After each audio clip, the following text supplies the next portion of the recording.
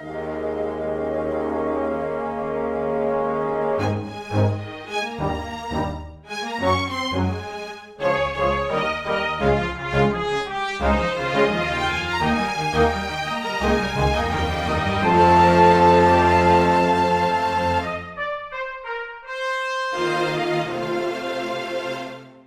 everyone, and welcome to Weekly Manga Recap.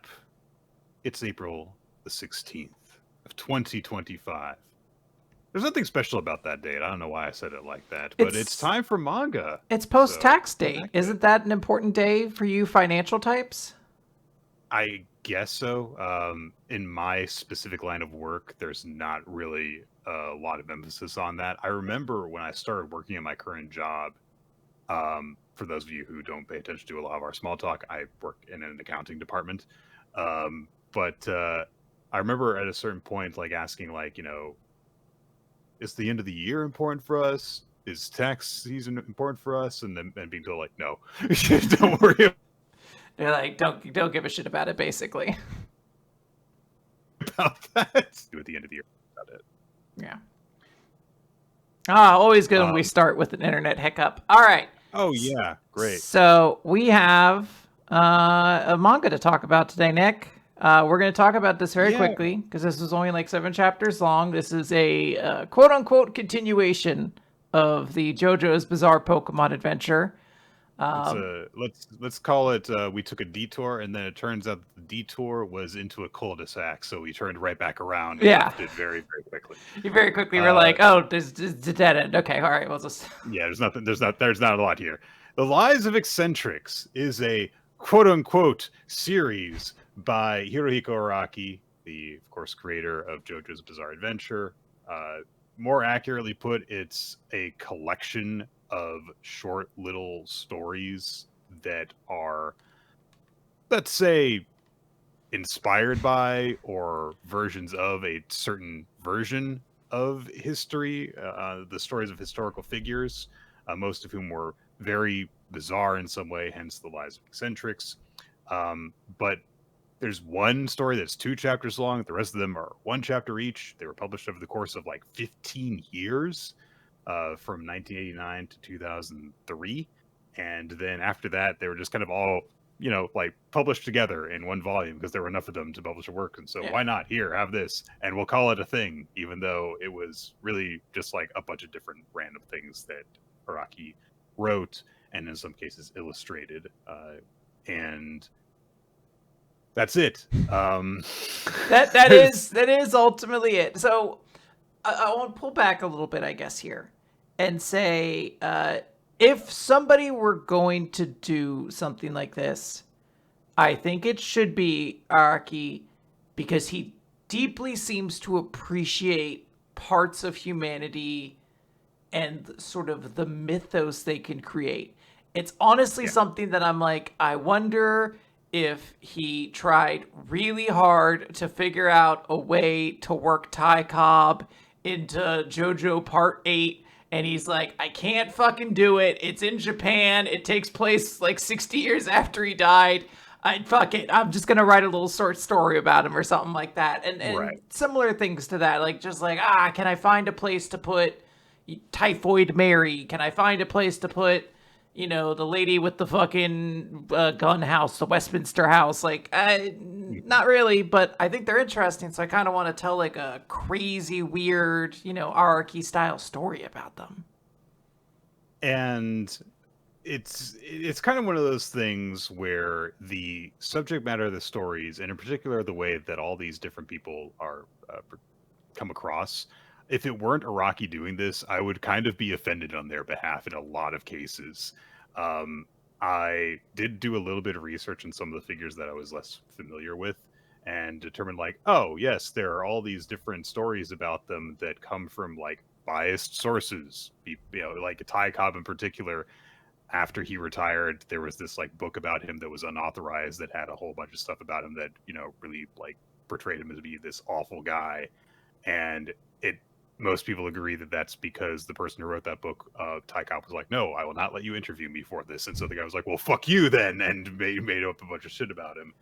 And it's kind of the case where, like, Araki doesn't make anything up in terms of big subject matter, but it kind of goes for the most fantastical version of events that existed beforehand, and then goes even further with it in order to make it truly bizarre, as is befitting someone with his reputation and style as a mangaka. You could almost call them a series of little bizarre adventures. I won't even call them adventures. Some of these are happenings, basically. Really. You don't think having sex with a monkey is an adventure? That one was really weird to look into. There were 6 total different figures that were featured in this. There's Ty Cobb, the legendary baseball player, Yoshio Ko, whom I had never heard of, and all the stuff that I looked up, there was very little about him that I could find in English online. There was some stuff in Japanese, and I had to kind of can you auto translate this so I could get at least some idea of what this guy did? Apparently it was one of the guys who was responsible for Muhammad Ali going over to Japan to fight Antonio Inoki in that famous exhibition wrestling boxing thing. Mary Mellon, Typhoid Mary, Sarah Winchester, the owner of the Winchester Mystery House, the Collimer brothers, who were these weird shut-ins who apparently booby-trapped at their home because there were people who would go to rob them, and so they set deadly booby traps for them, and Nikola Tesla. So some of them I knew more about than others, and in the course of looking stuff up about them, it was like, okay, yeah, maybe this person wasn't as weird as some of their reputation is. Yoshio Ko, I was like, okay, Araki says that this guy was going around with a quote-unquote human chimpanzee, the humanzee, named Oliver, whom he was insisting was the missing link between humans and apes. And I was like, never heard of this. Looked that up, and apparently that was a thing in the 70s, that there was this chimpanzee that people thought might be like a hybrid human. And to be clear, died somewhat recently. I think it was in this century. I was gonna say, I think it was 2012 or something like that. Something crazy, yeah. Yoshio Ko died last year, actually, and apparently Araki got to conduct an interview with him after doing this, and I don't know what Yoshio Ko thought of the way that he had been portrayed in the story. I don't know enough about the guy, but based off the world he lived in, he might have been enamored with it, because he did seem to just enjoy the weird spectacle of it. So he probably enjoyed a story that makes him out a little bit to be kind of a little bit of an eccentric guy.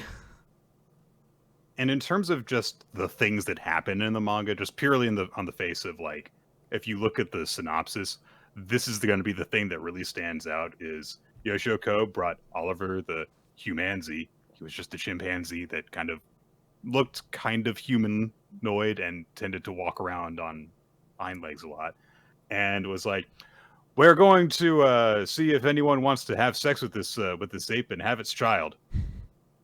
And I was like, what the fuck? What are you making up here? And I looked it up, and there is a story of that happening. I don't know how true it is. I kind of doubt it, but there was a story about that was rumored to have happened. He did not make it up. He just cited probably a very tenuous story again.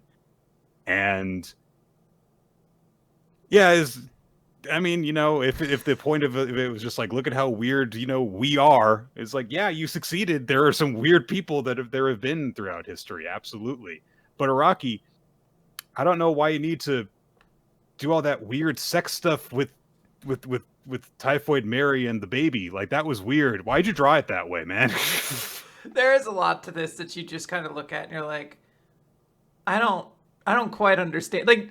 There's no part of this, except for maybe the Tesla part, which honestly felt unfinished. It felt like Araki was like, Tesla's fucking cool. He should have electricity powers or something like that. And I'm like, yeah, Tesla does seem like a dude you'd go fucking hog wild for. You can honestly base a whole Araki manga about this dude, and I'd believe it. Just find a way to put Jojo in his name somewhere, and I'm like, sure, he's the 10th Jojo. But they're not... They're very strange, as Araki stuff tends to be. They're not good.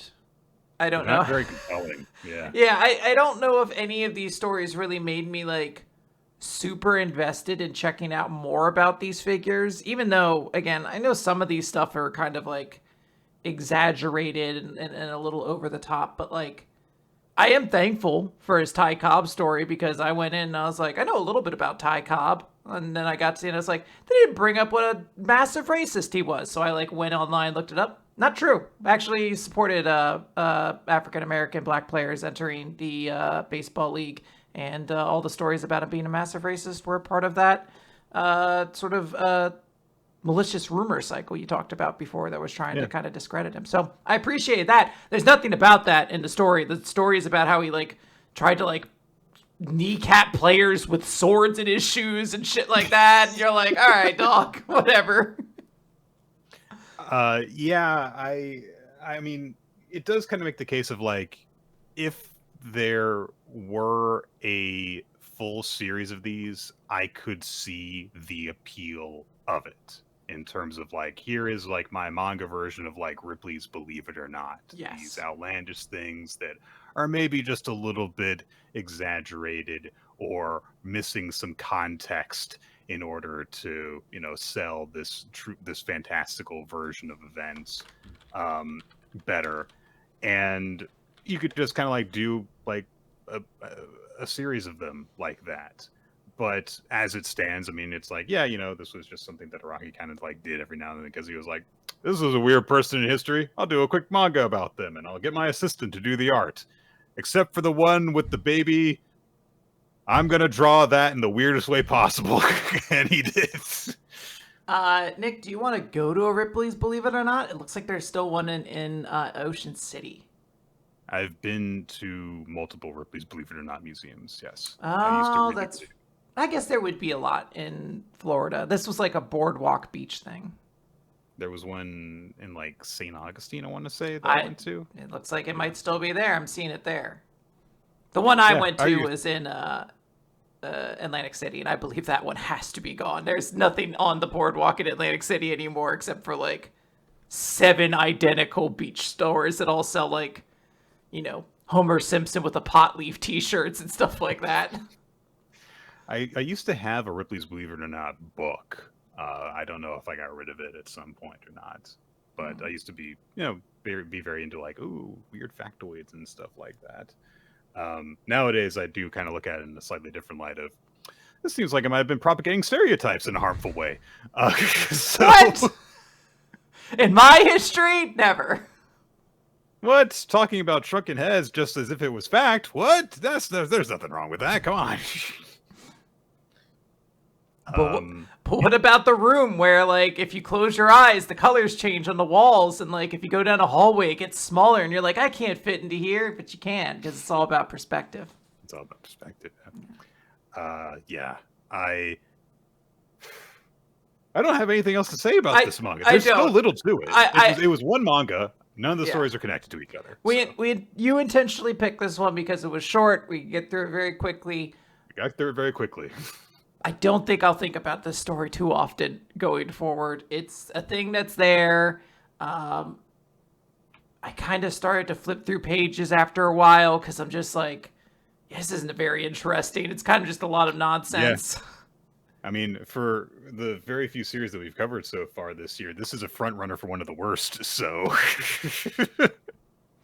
it's not particularly bad. It's just like I didn't enjoy it very much. That's all. Yeah, but go check it out if you're hungry for more Araki stuff. You know, it is absolutely his brand. It's just, it's.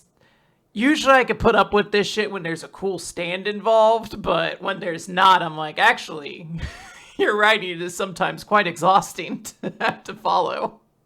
If you are the type of person who's like, I gotta see every single baseball scene in every single manga, then this is invaluable for you to check out. So there you go. Essential then at that point. Well, all right, but let's get into our actual regular series then.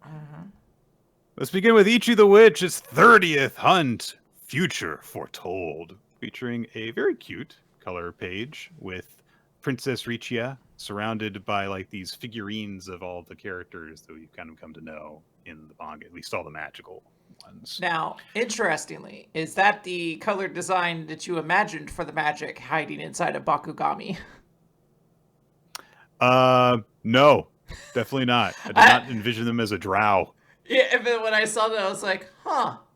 All right, then. I didn't expect that color scheme, but fair enough.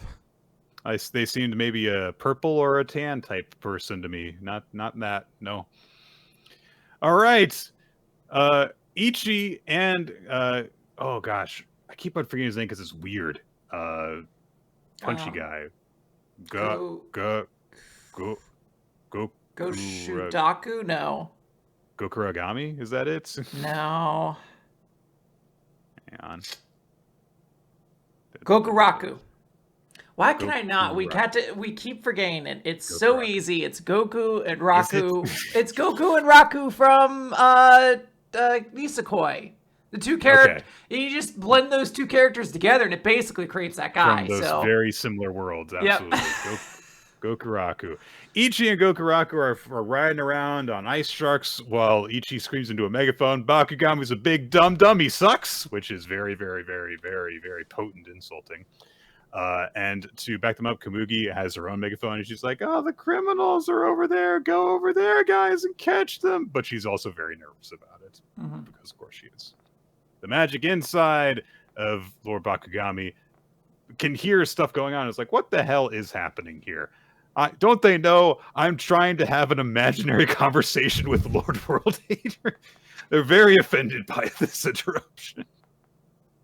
But yeah, they are also a human hater magic, and so go on saying it's like, oh, we've got to just exterminate these guys as soon as possible. They really do suck. Don't you agree, Lord World Hater?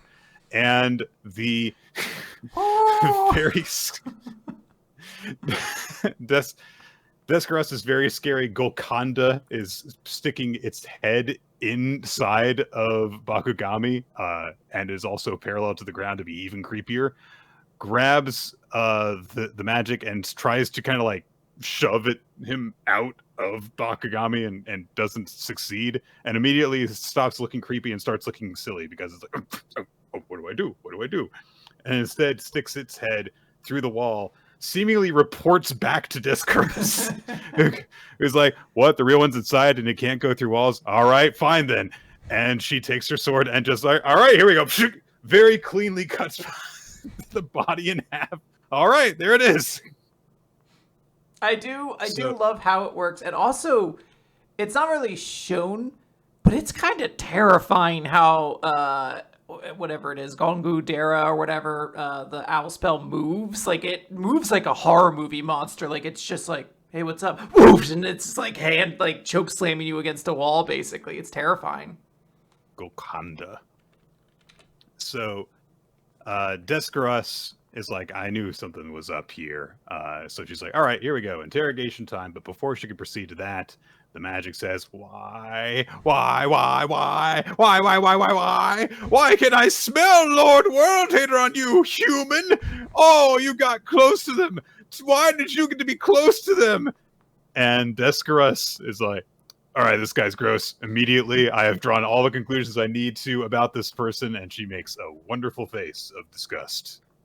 I'm honestly a little disappointed that that face hasn't been clipped for our Discord server. We need like a pure disgust emotion, and that feels like a very appropriate one. She tries to interrogate it, but he keeps on saying, like, did you talk to them? Tell me, tell me, tell me. Finally, Golconda does manage to interrupt and says, what magic are you? Speak. And the magic introduces itself as the Joyous Sorrow magic. I stand by Lord World Hater and their desire to erase humanity. I am a human hater magic. And he offers to demonstrate this ability. The priest tour guide guy comes to after being karate chopped by Descaros outside, sees Lord Bakugami cut in half, and has honestly a very funny reaction for something that should be horrifying to him. If you woke up and saw your god cut in half, basically, yeah. Just go, ah! Eek!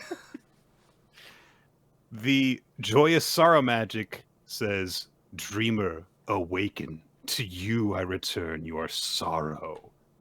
And the priest shudders and remembers his wife and daughter, and they come over to him and say, "I'm cold, I'm hurt, help me." And his daughter turns her face up to him, and she's bleeding from every orifice.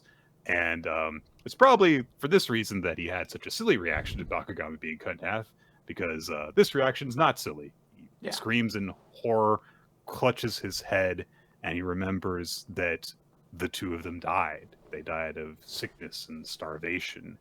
And he bemoans the fact that he had, he'd finally managed to forget that awful memory. And now they're not only back, they're pointing him and saying that it's his fault that they died and demanding that he die as well.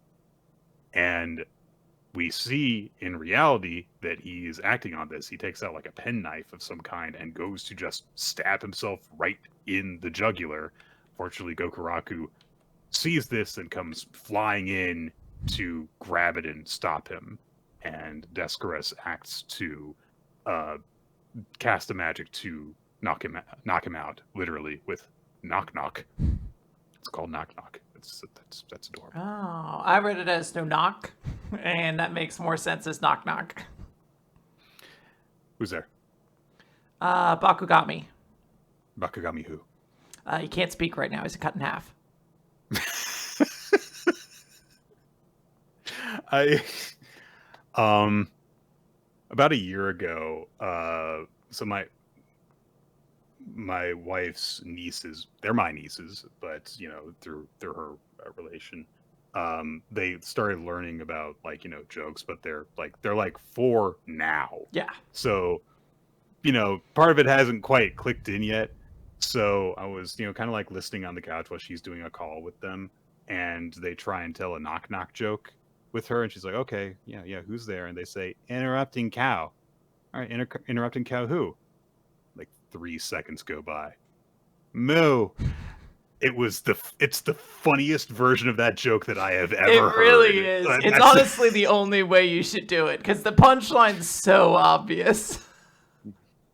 So I literally overheard that, and I just started dying of laughter. right?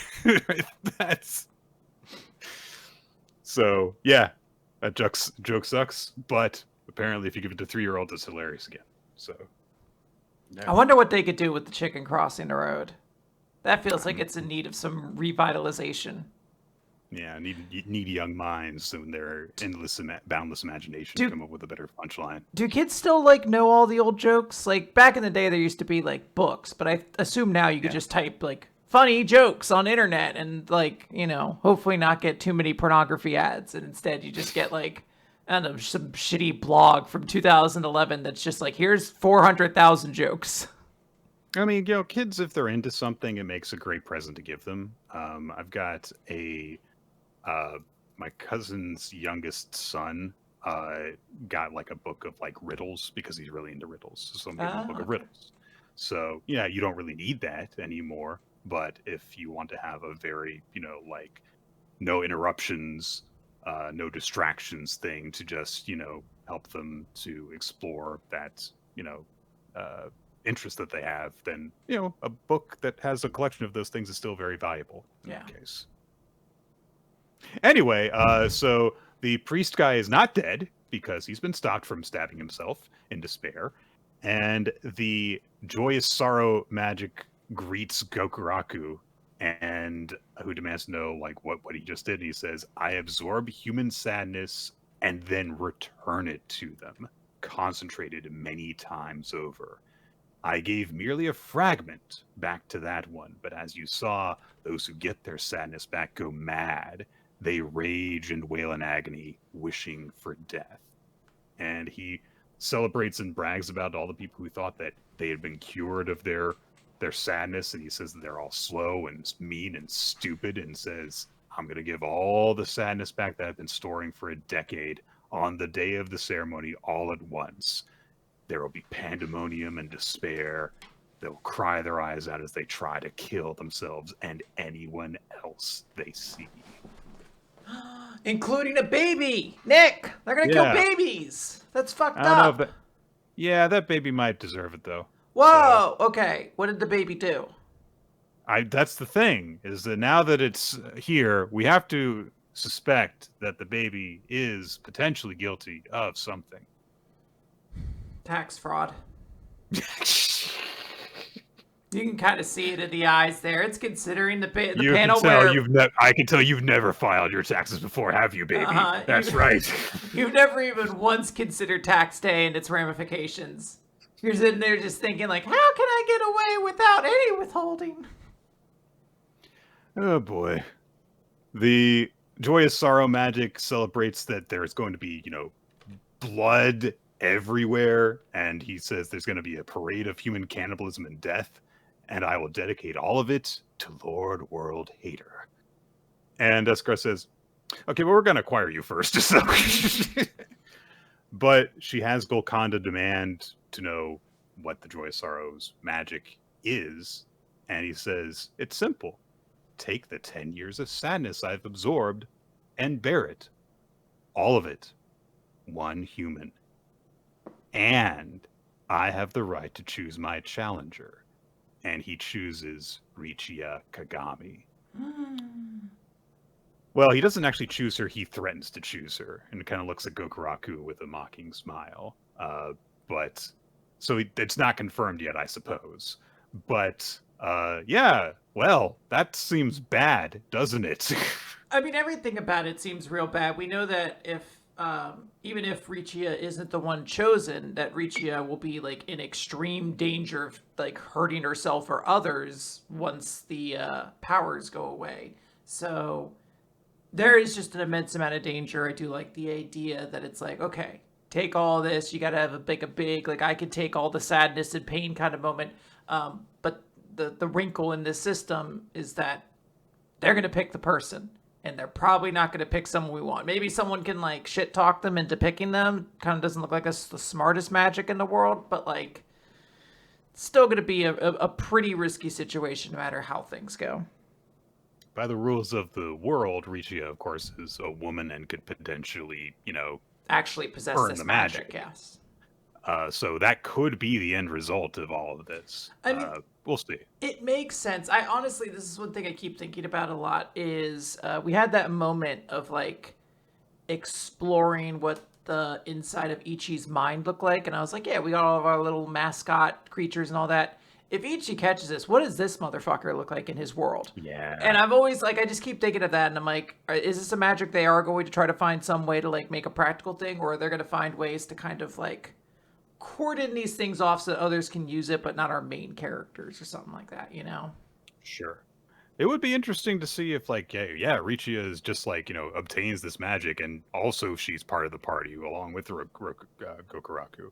That's not necessarily going to happen, but it could be interesting to have, two siblings as part of the hero group. That would be cool. It's also worth noting that Bakugami is still alive, so it could also be something that gets obtained, I think, at some point.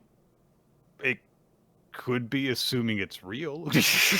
I was assuming it still is, but maybe I'm mistaken in there. Yeah, well, we'll see. Maybe that'll be key to the resolution of things. Maybe it has its own magical ability that is independent of all this.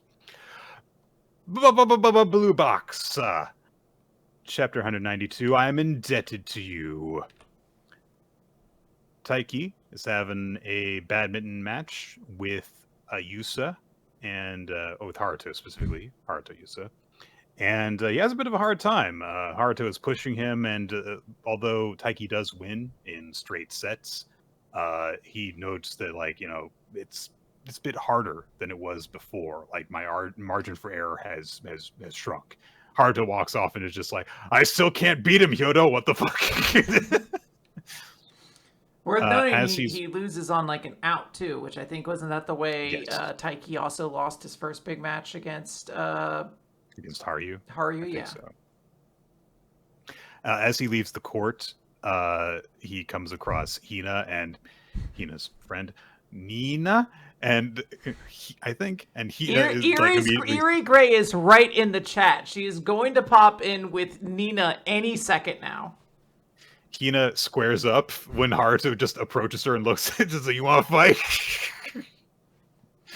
And so Haruto turns and walks away. So it's good job, Hina. You and your 5'0" intimidated him and scared him off. Yo, she does fucking like super gymnastics. I wouldn't fuck with her. Like she's absolutely got more muscle strength than I do. She's doing cartwheels. She could probably like put me in a like fucking choke slam in a minute or two. Nina observes, like, I kind of thought that he was just gonna like mess with you again. And Hina says, well, maybe he's gotten bored of me. And Nina's like, are you happy about that? Yup. Ayame comes by as well, and she says, hey, we're gonna be able to go to the I get to go to the first shrine visit of the new year with you guys. Wouldn't that be fun? And they're like, is your boyfriend okay with that? She says, oh yeah, he says it's his tradition to go with his friends. We keep on getting these things of like, Mr. Boyfriend doesn't want to spend time with you. I was going to say, I think that is what we are immediately going to get to at some point in the near future. Is somebody's going to be like, it's kind of weird your boyfriend doesn't come along to anything. Like, it doesn't sound like he actually really likes you that much. Like, she's what, 15? It's not a problem if like she's in a relationship where it's just like we just go on dates and that's literally all that our relationship consists of. That's not a problem. But the very moment anyone wants the slightest bit more, it becomes a problem that he's never there for you for anything. Well, it's also too that it's like that's a fine relationship at that level, but like she knows she has some. Well, I shouldn't say she knows. We know as an audience that Kyo would die Kyo to do a lot of these things. So it's one of those things you're like, oh, I think there's somebody who could actually better compliment you, and unfortunately neither of you are like willing to talk about it completely, and it makes sense why neither of you are, but like I kind of awkward teenagers. Yeah, I kind of want to push both of you in a room and just be like, talk about it, and then like I don't want to lock the door. That sounds like entrapment. He's not into her, Ayame. He's not into that girl who kissed him against his will. But yeah, you just want these kids to like work out. I've been watching the whole time, and I can tell you this. I don't want to say that. I'm already a strange adult at this high school. I'm definitely not saying I've been watching you this whole time. A strange American adult who, for some reason, is in 3 dimensions when the rest of you are in 2. Yeah, everyone's like, how do you have like all these different shades? And I'm like, you mean colors? They're like, colors? Is that spelled with a U? And I'm like, well, sometimes. Depends on where you are. But, colors. Like blue box. Like, what the fuck are you talking about? They're like, what? This gymnasium, it's a blue box. Like, but it's not blue. And I'm like, I get that's what I've been saying! Talk about it to Taiki, whoever the fuck's the narrator of this story. Taiki practices some more until basically the entire gym is clear. And then he goes home. Chinatsu is there to greet him, and she's got like some boxes that she's getting ready because she is getting set to move out. She no longer has to go to basketball practice or anything. So she says like, yep, gonna be moving on the 10th. And Taiki, when she presses him, is like, yeah, are you gonna feel lonely? He's like, yes. But she says like, I'm still gonna be super close to here. It's not like she's moving away. Yeah. And she also says, and your mom said I could even come over for dinner. Aww. And then she smiles at him and says, and you can come hang out at my place. And Taiki immediately thinks about the kiss that she gave him over his scarf and then smacks himself across the face, which I guess she wasn't looking him for. Chinatsu, I think, just kind of no-sells it. Like, it would make a noise, and I think she's just used to this boy at this point. She's like, yeah, sometimes he gets hyped up and smacks himself. We all get it. So, and he's like, oh, thinking about that makes me endlessly creepy, so I won't go there. It doesn't make you creepy, dude. You're thinking about how your girlfriend kissing you made you happy. Calm down. It's those moments that remind you that Taiki is like this weirdly innocent boy who's just like only recently is like broaching the idea of kissing someone, and it's almost adorable if there wasn't like a certain level of you being like, I mean, come on, dude, you've been dating this girl for like a year now. A year. Which they then mention because Johnson says, like, I'm looking forward to our date on the 4th, so they're going to go out on a 1-year anniversary date. Isn't that Aw. cute? Taiki thinks, I've got to come up with a proper date plan. He goes into his room to think of a proper date plan, and instead thinks about Chinatsu kissing him. Good for you, dude. Taiki's family hosts a little congratulations on all the stuff you did in basketball, and also farewell party for her. And she has some very nice things to say. She says, I think you guys as my second family now. And I know that, like, yeah, some of you like knew my mom before, but I'm basically was a stranger to you and you let me live with you. Thank you so much. And the adults kind of have a moment of like, yeah, that's okay. And then Taiki's like, food, I gotta tend the grill. I'm sure he's also, in my mind, trying to change the topic. I'm sure he doesn't really want to think about the fact that his girlfriend's going to be getting further away from him at this point. Yeah, they've got a little grill to make takoyaki and cheese and stuff. I don't remember the exact term of this, but it's a nice little thing where it's like, hey, you gather some people and you just like grill it in the table in the middle of everyone. It's very nice.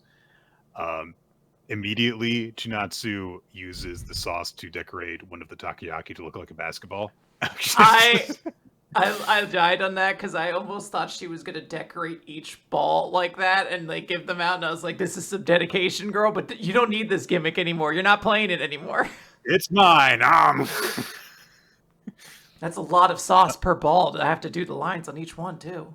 Yeah. She also says that she brought like rum raisins and cream cheese and stuff, and Taiki gets really upset about this because he's like, why are you trying to make takoyaki all fancy and stuff? And she says, don't limit the potential of takoyaki. Oh, their first fight? ?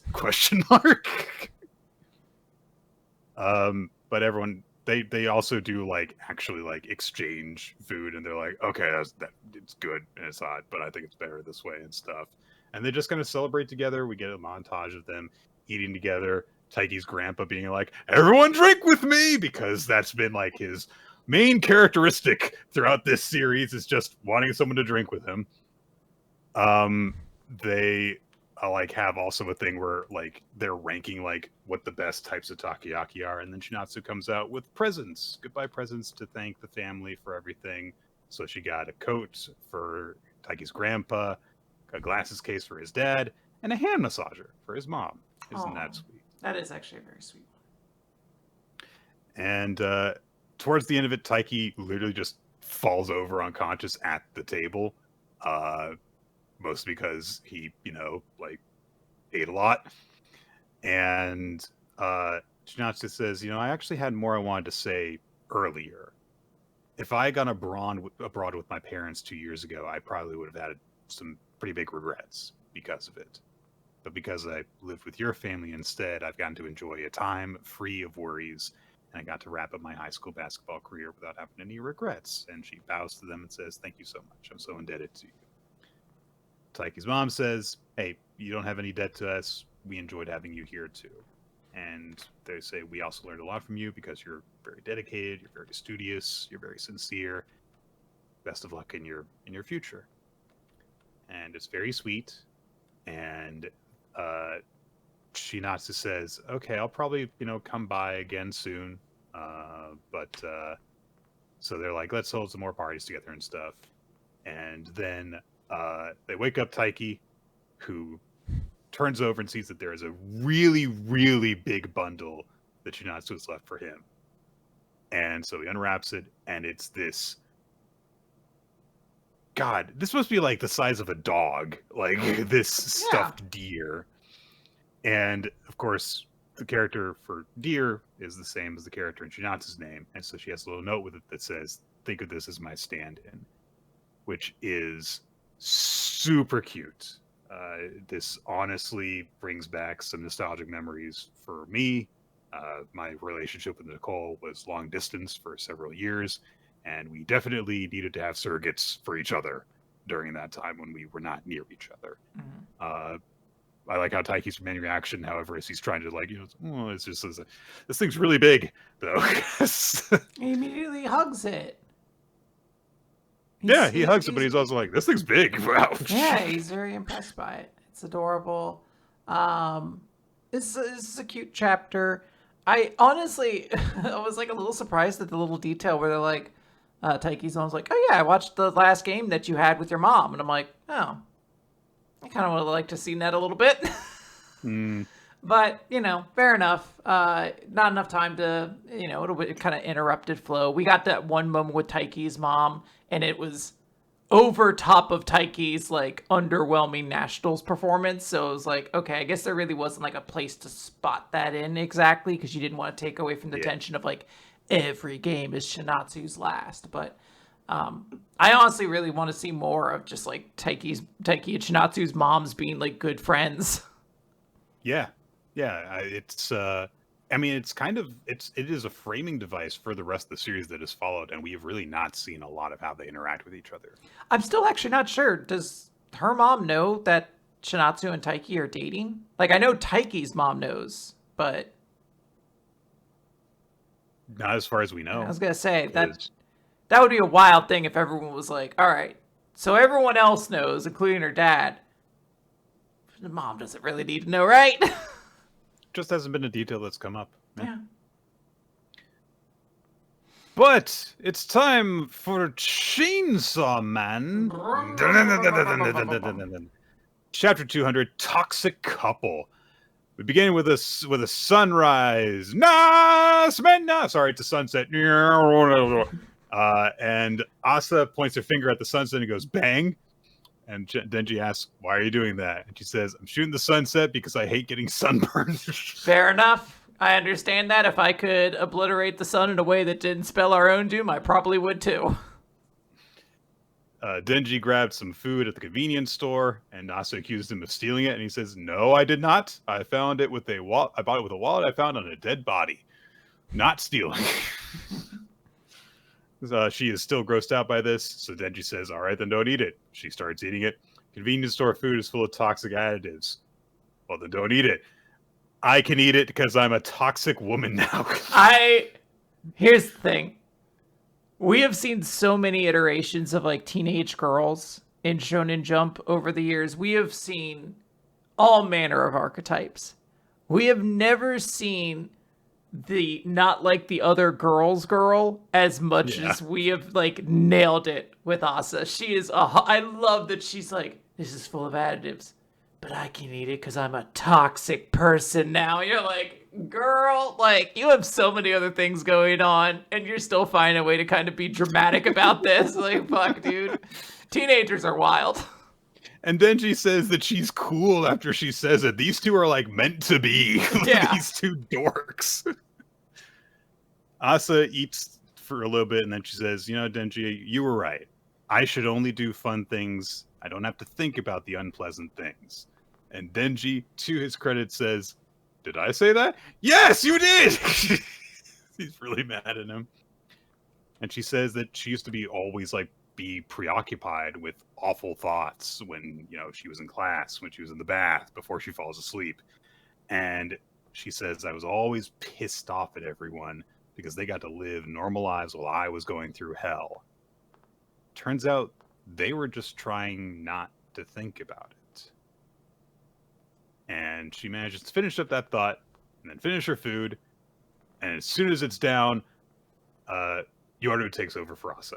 And she's like, let's go exercise, Denji. And they immediately start riding around on a bicycle while Yoru hangs off the back, shooting chainsaw transform people as they go. Whee! Bang, bang! And they're having a great time. The head literally falls into the basket of their bicycle as she's embracing him. It's it's the most Chainsaw Man romantic, morbid shit you've ever seen. And it's funny because I know not to get attached to it.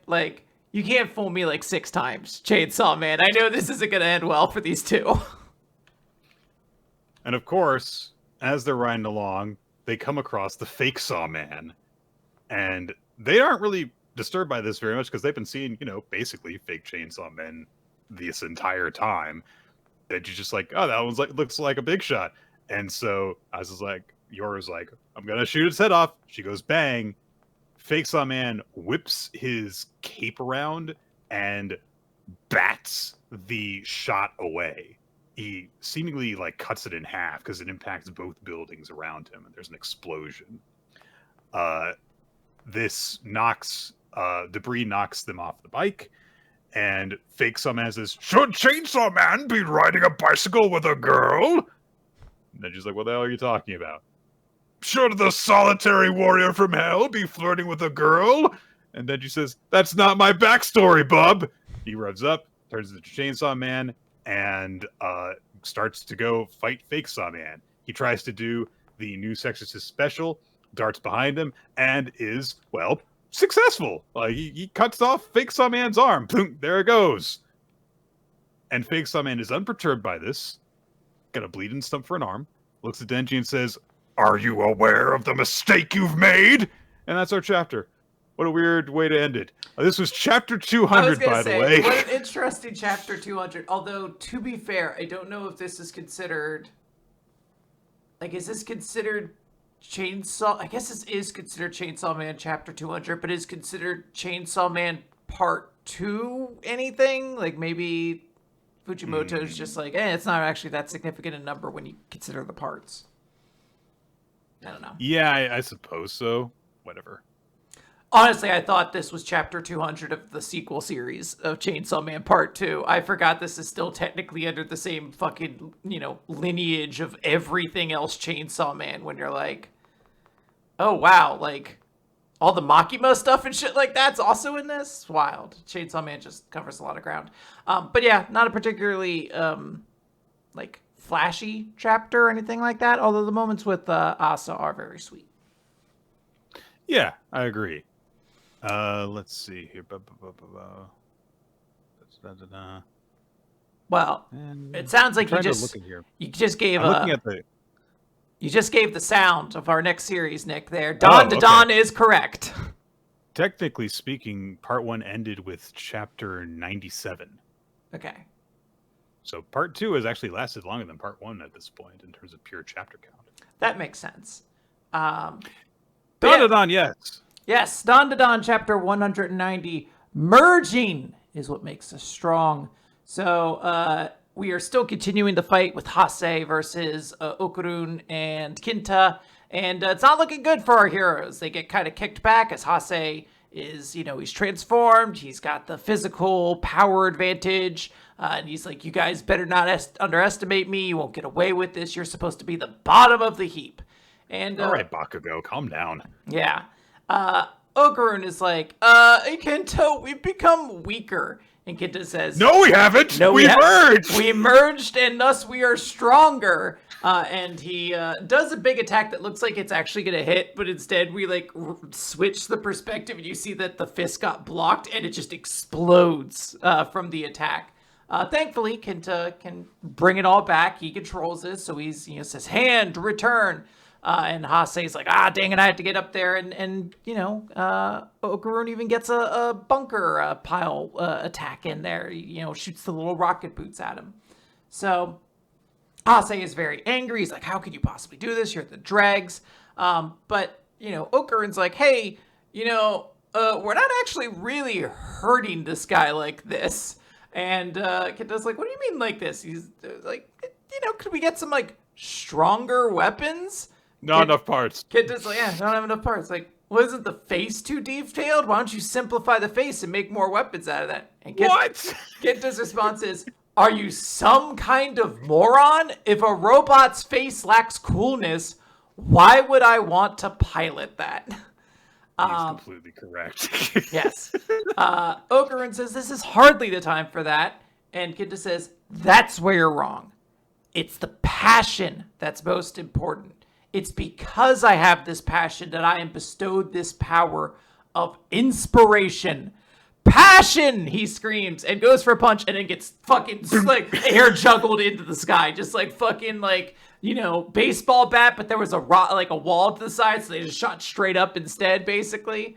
And Hase, crouches down and just shoots up after them, basically. It's going to be a midair fight now, and he starts doing like the Bellamy, like bouncing all around, just ripping through all the different limbs of this robot, tearing it apart until there's almost nothing left of the robot anymore. Yeah, just a few scraps hanging off of both their bodies, and you can see that, yes, Okurin is in the position where he's been giving Kinta just to piggyback this entire time. Essentially, yes. And the entire time, he just keeps belittling them, saying that low lifes like you, trying to stand up to me at all gives me the creeps. And as Okarun and Kinta have been like, their armor shattered, they're high in the sky, they're completely at the mercy of this person with powers, Okarun has a memory of presumably one of the earliest interactions he ever had with Hase, where Hase just came up and took the magazine right out of his hand. It was like, what are you reading? Oh, this is weird. You're like a conspiracy theory guy? That gives me the creeps. People like you should kill themselves. And just the scene kind of ends there, and Okarun in the present dives, his waist forward, grabs onto Hase, and screams passion, following Kinta's lead, saying that, it's me who's not going to let you get away with this. And he takes a moment to be like, not all conspiracy theories. He's like, the U.S. government's actually said that the, UFOs exist. And, the Operation Mockingbird. He starts like listing off all these, definitive proofs that this conspiracy theory might be true. And I like that Hase is like punching him while he says this. Yeah. But he's got no strength in his arms because it's all in his legs. And it's like, dude, if you can't throw a downward punch at a guy who is around your waist, then how weak are you? Yeah. Come on. 100%. But Okarun shouts out, Kinta, merge now. And Kinta shouts out, epic heroism, and transforms into a new form, specifically locking Hase into the position he was in. Nick, what position is this? This is a spike pile driver, baby. This is the ultimate spike pile driver. This is the muscle buster. This is the Kaniku driver. It goes by a great many names. They are in the sky, going higher at this point because the device that has been reshaped into actually has like propellants to lift them higher. And Kinta says, Private Takakura, what was it you said about our epic merging? And he's like, that it made us slow and heavy and weaker. And he's like, so you're saying that the merging makes us heavier, but you were greatly mistaken about us being weaker. If we merge, it's actually what makes us strong. And we get a 2-page spread of the Muscle Buster, Kaniku driver. What was the one you called it? Snap? Oh, this is a spike pile driver. Spike pile driver. It's a variation on it because, like, normally when you do a spike pile driver, like, it's like you don't both face the same way. You've got to be on opposite sides of the guy, but they pile drive his fucking ass. Yeah, absolutely. Big, giant 2-page spread, and he's done. Smoke clears. Hase is untransformed. You fucking suck, Hase. The mysterious soldier takes this opportunity to be like, well, I'm going to get the fuck out of here. I'm getting out of here. Yeah, just pieces out. And chapter ends with Kinta saying, permission granted, Private Takakura. And Takakura is like, for what? And he's like, for you to call me Colonel. And Okarun's just like, whatever. We're not dead. Cool. What a satisfying little fight this was. It was only like 3 chapters from the beginning that we started following it until the end, but quick and to the point.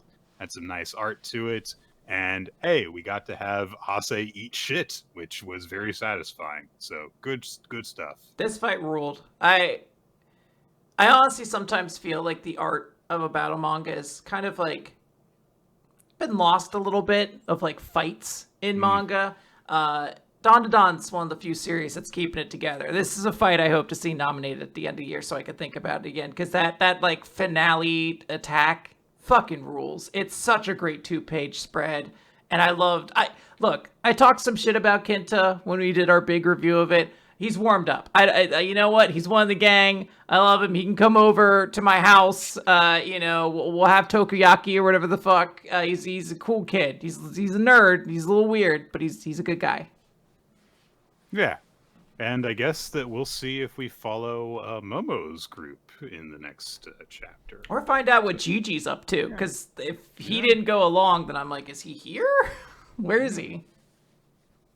We have a short mission for Spy Family, short mission 15. The hospital director approaches Lloyd and says, "Hey, come with me to visit Fiona's home, maybe, Dr. Forger." And Lloyd looks at him really weird. He's like, "It's not inappropriate." It is inappropriate. I just, I'm her superior. I should pay her a get-well visit. And Lloyd knows, Fiona's still not feeling well after the Wheeler fight, which feels like it was forever ago at this time. But I guess truth is we have not really seen anything from Fiona since then. So Lloyd says, you should, go alone if you're just doing a get-well visit. And he says, "Well, but she might not answer the door if I go alone." It's good that you know that. So Lloyd does go along. As they approach, he does a very unnatural little jig to Morse code tap to Fiona that they are approaching. And he says, "Okay, I do have to leave some intel for her, so I'll do it at the drop. You could just pretend that you're not in if you're feeling unwell, and then you don't have to come out." But of course, Fiona hears that Twilight is coming, and she immediately is like, "Oh my god, what is he doing here?" And we get a timer that shows her jumping out of bed from when she is full under the covers with the rag on her forehead, dashes out and does things. She gets changed, she's cleaning, she gets a mask on, she gets everything accomplished in dressed. What is it, 2.2 seconds? 2.2 seconds. Crazy. And she's sparkling by the time that she comes out. And yeah, the hospital director was like, "Oh, Fiona, lovely as ever. Yes, she opened the door. I got you a gift." And he's thinking to himself, she didn't even get a chance to hear that Forger was here, so maybe she's giving me a chance. Calm down, dude. So yeah, this is workplace harassment. I didn't realize, has this dude always been such a weird little freak? To Fiona, yes. Okay. So he says "Well, why don't I come in and set them on the table for you?" And Fiona slams her hand on the door frame. "I could come in and tidy up." He slams it and cracks the wall. I was gonna say, she shifts the door frame with that second one. Good for her. Yeah. Fiona thinks to herself, "I hate this guy. He's making my fever worse. I need to gaze at Twilight in order to restore my equilibrium." The verbiage, my god. So they have some pleasantries, and Fiona meanwhile is "Oh, I don't want to cough because I'm in front of Twilight and everything." The hospital director is "Oh yes, I know how it is. We're medical professionals and we make horrible patients, don't we?" He's trying to get in nice with her, and Lloyd just says, "She needs rest. Let's go. Yeah, we brought her the food. Let's go." They head out, and Lloyd says over his shoulder to Fiona, "Hey, take it easy. I mean that." And she flashes back to two things. One, when she and Lloyd went on the tennis mixed doubles undercover mission of, "Hey, I've heard the same thing of, pushing yourself from a lot of dead comrades." And also when she was visited in the hospital by the director saying, "Don't be so willing to get yourself killed. Keep pushing yourself, but not so hard, not even for his sake." So Fiona quietly nods, goes back inside, and she starts to sleep to a secret recording that she made of Lloyd telling her, "Take it easy. I mean that." It's a little weird, but it's also kind of adorable because it's I'm going to record the thing of the person I care about caring about me. It's very cute in a way. So that's our short chapter. That's all done. Yep.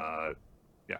In and out. Now, Nick, speaking of series that are in and out, let's talk about Astro Royale, which is definitely not ending anytime soon. Chapter 49, Everyone's Wishes. That doesn't sound final at all. Anyway, all my friends are here. Ibaru is surrounded by all the allies, question mark, of the Otsurugi clan.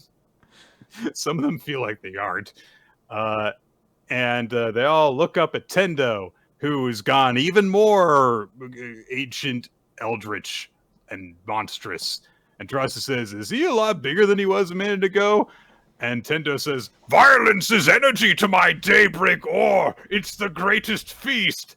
And Terasu, the very smart and thoughtful one, goes, no way. You could do like a character study on the lack of character that fucking Terasu has throughout this series. You're like, okay, so he's supposed to be the foil for Hibaru. And then eventually like, okay, no, he's actually kind of dumb and useless. Like, he doesn't really add a lot, and he just kind of reacts to things the same way everyone else does. Terasu got sidekicked really hard in like the second half of this series. It was crazy.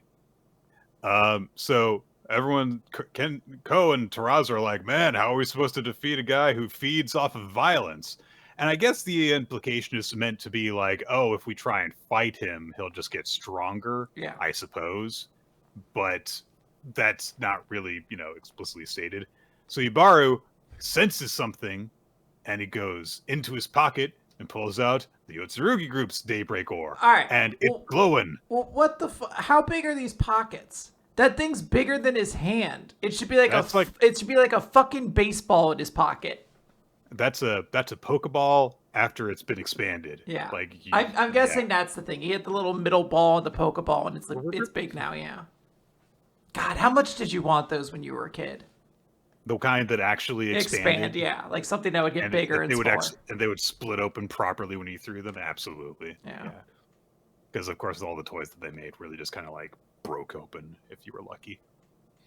The daybreak ores are resonating with each other, I guess. Tendo goes to attack the Otsurugi group, stabs at the ground, misses everybody because they dodge. He says, you can't do a thing! Die in the pits of your own despair! And while all this is happening, they don't do anything to stop Tendo from attacking them. And in the middle of the arena, Hibaru just goes, everybody listen up! I got a favor to ask! I'm going to use the daybreak ore! And everyone goes, huh? And Terasu says, you can't, Hibaru! You'll become a monster too! No, it makes sense. He'll become a monster too. How do you know that? Because he's the smart one, Nick.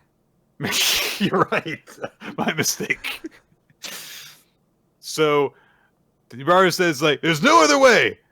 I want you to pour all your hopes into the ore. Now, I know that you kind of heard how the daybreak ore sort of worked off of, like, emotion and desire and stuff, but whatever. They get attacked some more. They dodge around the attacks, and Hibaru's like, there's not much time! Everyone put your hands on this! And Shishio? I don't know. Shikaba. I forget his name. Shikaba says, I'll try to stall. That's when you need to strike Tendo. And Terasu, the smart one, says, Shikaba! Thank you, Terasu. Thank you for that contribution. And so Shikaba encourages everyone to pool their powers together. That's what we Otsurugis do, right? Sure. No, it's not. It's not. I don't know if it's the iconic thing I would say about the Otsurugis if I brought them. It really feels like everything you've told us about the Otsurugis in this entire series is that you're at each other's throats all the time. It's just that it's kind of in a friendly way. There's nothing ever about you guys working together. I think if anything is like the Otsurugi thing to do, it's like to kidnap a bunch. Well, not kidnap, but like to basically take a bunch of children from other families to use as like political prisoners and raise as your own family. That's kind of like the Otsurugi thing. I also like that while all this is happening and they're like, everyone put your hands on this thing. So, by the way, Reiri was in a helicopter at the end of the last chapter. She was not part of the group that was all like squaring off against Tendo. This chapter opens with her just on the ground with everybody else. We never see the helicopter descend. She's just down there. So it's like, all right, fine. So Shikaba goes to do all that, Tarasu puts his hand on the Daybreak Ore and says, I'll leave my wishes to you, but you better come back. Go on, Hibaru. And everyone puts their hands in, and the Daybreak Ore glows. There's not even, like, close-ups on all their faces. There's just a really awkward, crammed-in shot of them. We gotta just get this out of the way. Everyone puts their power into the Daybreak Ore. Because we gotta have really important stuff like Shikaba screaming at Tendo, and Tendo screaming back at him. Remember, this is like an iconic relationship. Yeah. This is sort of like a, father and son, except it's like grandfather and son. Except I forgot this dude was a dude, like a person, until like 2 chapters ago when they're like, he's the final boss, actually. Shikaba thanks Tendo for saving his and Tyra's lives, and Tendo's like, well, then why are you betraying me? And Shikaba says, I gave you everything I had, no matter how far you fell. But if you've thrown away your humanity, then it's over. Yes, Shikaba, who has time and time again demonstrated that he values humanity. That's why he had human traffickers working for him, Nick. Why? Is this not obvious? So Shikaba gets, like, perches on Tendo's shoulder and says, go, Hibaru! Smash both of us with Mankintan! And Tendo says, a decoy? What a nuisance! What decoy? What are you talking about? Because he's not a decoy, he's a distraction. Well, yeah, it's the same thing, right? No! So then Hibaru comes charging in, and Tendo declares, Mankintan won't work on me! Your attacks are nothing but food for me now! And Hibaru is not charging with his fist. He's got the Daybreak Ore clutched in his hand, and he says, it's not gonna be an ordinary Mankintan. It's full of everyone's hopes and dreams. It's the power of the Diamond Bond. What are you talking about? We didn't get to the chapter. What are you talking about? We didn't get far enough into the series. He was going to have a whole Diamond Bond thing. He didn't get to that part yet. It was supposed to be like, oh, the Otsurugis were all diamonds bonded together or something. I don't know. It was going to be really cool. Just imagine something really cool was like a setup to this payoff line. Just imagine the series was really cool. Nick, my mistake. What a great series. Nick, just imagine Tarasu did some really cool things. So every so often when he has to like sound intelligent or whatever, you're like, yeah, I buy that.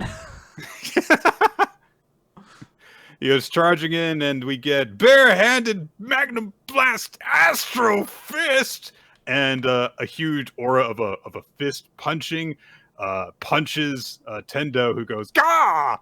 Ah! And the image of the Otsurugi father appears behind Hibaru, saying, "How about that, Tendo? That's the power of the Otsurugis. And oh, look, all my friends are here, and they've got their hands on my back, pushing me forward. Like that one really good chapter of Hajime no Ippo, which came out 25 years ago." It's a real big punch, though, Nick. Isn't that satisfying? No. Yep. Honestly, I think the attack's kind of cool. Like a giant fist as like the evolution of like, what's the high end of a dude who punches people real hard? Like, I don't know, like it's a bigger fist. It's just like a fucking meteor fist, basically. I'm like, that's kind of cool. It just doesn't do anything here because I don't give a shit about Tendo and I don't give a shit about the series. So you don't understand, Tendo. Everyone's hopes and dreams are diamonds, and those diamonds make a bond, and with that bond, I form a wing that will let me fly. Nick, it's like you don't remember chapter 32 or something where Hibaru talks about the diamond bonds and how they're so important. The chapter's called The Diamond Bonds and Why They're So Important. Don't look it up. Don't look it up. I don't. Anyway, Embers, chapter 11, the best. The best. Embers. Remember the name. Haitani is going up against what's his face? Kaneda. There he is. And he's having a hard time against him. Kaneda, just has the height advantage, and so he's getting headers against Haitani, calling him a shrimp who's just getting in his way. But they analyze like, okay, but he threw Haitani off balance, and Yukizuki says like, yeah, it's real difficult because dude's 6'3". He can just do a short hop and he can reach the crossbar of the goal. you can't beat him in a midair duel. And Haitani's it's pissed off they can't do it. Yeah, it's one of my favorite things about Japan in that they can have a person be 6'3" and they're like, what a fucking giant. Like, he truly will tower over all mortal men. And you're like, I don't know, it's kind of like, my brother was like 6'4", I think. He was considered kind of like decently tall for his age, you know? But, Bugai says that, like, yeah, well, you just keep on knocking him off balance and stuff. And Haitani says, no, that's not good enough. My job isn't just to hold my own against him. It's to beat him and take the ball. If I can't win these duels, when's our offense going to get off the ground? If I could just beat that dude, I can get the ball to you guys, and then you can turn it around. All of it. And Bugai reflects on, the work that he's been seeing Haitani put in. It turns out that he actually, kind of like from a distance witnessed a few of those late study sessions that Haitani was doing as he was trying to study up on the rules of soccer to learn more about formations and stuff. And you know, it's like, he is seeing more than he used to. So he goes over to Haitani and says, nothing's wasted, is it? That's right, Haitani. Can you do it? And he gives him a big smack on the back. And Haitani says, I can, I will. And I just got the best idea. The title of Best in Midair is mine for the taking. Up in the front of the field, Yugo's not having a good time because everyone's like, ha! We get set on defense and we're impenetrable. You can't get anything past us. Ha! We've got 1 goal. You guys have 0. We're gonna win. Our impenetrable defense, our control of aerial duels, we're invincible. And yeah, you're gonna barely even give us a good warm up. But Yuga starts to laugh, and they're like, "Why are you laughing? What's funny?" And he says, "Nothing. I just can't believe you guys think you've won just because you got a defense and you got a guy who's good at headers." And play resumes. Big shot gets put towards Kaneda up in the air. And Kaneda's like, "Huh, yeah, Blondie's all the way over there. He just gave up on trying to duel me. I got this." And so he starts heading for it, and Yuga says, "You got no clue. You don't know just who's back there guarding Kaneda. It's a shadow man. Look at how scary Haitani is. He's got darkness dripping off of him."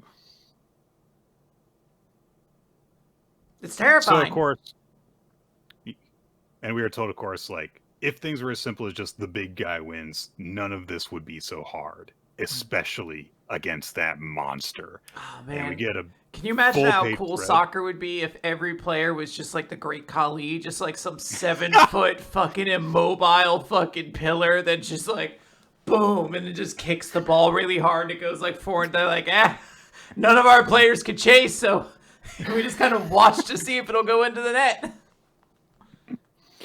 Haitani comes flying in from off the edge of the page, and he is soaring over Kaneda. Like, it's like his ribs are level with Kaneda's head. And it was like, holy shit, what? And he heads the ball away and knocks the ball down to his own team. They front the ball forward, and everyone's like, wait, we're not in position. And he goes like, yeah, you guys probably need to wrap your brains around this. And he freaking scores a goal. He says, telling me there's a wall I can't break just makes me want to break it more. And they have scored a goal to tie the game. Ho-ho! Kaneda is freaking out meanwhile because it's like, what'd you do? A minute ago you weren't able to beat me in area battles. What'd you do? And Haitani says, oh, easy. I took a running and then I jumped. I can't beat you if I stand still, so I got a running start and that lets me jump higher. Whee! I love this fucking badass delinquent guy is like, I took a runny. The guy is like, that's all you did? You got that much height? And he's like, yeah, now I'm the best in midair, huh? And hey, his teammates come over and are like, good freaking job. You did it. What a good jump. That wasn't just any old run up. That was amazing. And Haitani feels like, oh, it's like when I hung out with my delinquent friends. Yeah. This is great. He sees he still has friends. He still has a community. And he remembers his teacher in middle school, the guy who believed in him and taught him soccer, and is like, you brought me here. I hope you're watching. It ain't a walk in the park. Yeah, nothing's working how I want, but I'm having a blast. And wouldn't you know it, we cut to the audience, and there he is, because he also saw how Embers has been ranking the last several weeks, and is like, I better show up now. There were some theories that he's the coach of the Super Dangerous team in this preliminary tournament, because they gave like a shot of the coach from behind, and it was just a man with like a bald-ish kind of head, like you couldn't see him in shadows. But it would make a lot of sense thematically if like, oh, that's the head coach of the team they have to play up against, so he has to like, obviously he can't beat this old man. But he can beat the players trained by this old man. Right. Okay. Hima-Ten. Chapter 38. Airborne fireworks. We get a color page of Himari in her yukata. In that very cute. very cute. There's also an advertisement for Volume 3, the collected edition, and there's a joke where they note like, hey, Kana, you're on the cover. How come your face looks smaller compared to ours? And she says, because mine's a bust shot. Just like, all right. Well, yep. I'm just going to keep on. Yeah, all right. She's got big boobs, Nick. Do you get big it? Boobs. That's it. If this were Sid Craft, though, a little box would pop up to be like, Kana has big boobs. Kana has big boobs. So last time Iamori had the idea to show a recording of the fireworks show that Himari missed to her in her place. And she's, answers him in the beginning of this chapter like, yeah, it would be nice to see it. Yeah, I mean, if it hadn't been for work, I would have asked you and we could have gone together today. But anyway, that's just like a hypothetical, right? And Iamori says, well, actually, I'm in front of your door right now. And I'm here. Like, open up. Himawa! So she's very shocked by this, and he's like, yeah, I'm ringing the doorbell right now. And he's like, I could have. Himari's freaking out a little bit, and she's like, he could have just sent me the video, but he came all the way here. And so she's like, all right, use your key and come in. I'm doing my makeup. And Himari's like, wait, you're what? Well, I took it off when I got home. And he's like, yeah, but don't you usually do that when you get home and stuff? And he's like, well, that's only when you're working. Look, I had a look in mind for the fireworks show, and this is my personal time. It's my rule to never go out without my face on. It's very cute, honestly. Yeah. It's kind of one of those things where it's like, I kind of believe you that you just want to do things your way, but also, I don't believe you. You wanted to look nice for him. I was gonna say it's a little bit of both. I do believe she probably would have done this anyway. Like, this is what she would have done had she gone to the event. But it is a level of like, well, if you're here, then I definitely am going to look my best. Mm-hmm. So she's putting her makeup on, and she thinks to herself, I kind of feel bad. I thought that even if you felt sorry for me, that since Hanoka and the others invited him, that they'd all still have a good time without me. But he actually wanted me to see the fireworks with me. Like, seriously, no way. I can't even. So she resorts to full teenage girl mode. But as she's applying her makeup, she thinks to herself, that changes everything. So she finishes up, because of course it takes quite a bit of time not to just put on makeup, but to, donna yukata. So Iamori is, sitting down in the living room, waiting for her to come in. And he's kind of like, this makes me feel a little anxious, that I'm just sitting in her place doing nothing. But he also notes, I finished setting up, so now I just need to see how well it actually works. And there's a little zoom in on the little bag, the little prize that he got in the last chapter. Himari shows up in her yukata, and Iamori is like, oh, well, you're wearing it. And she says, yeah, well, I wanted to wear it because I went to all the effort of getting one.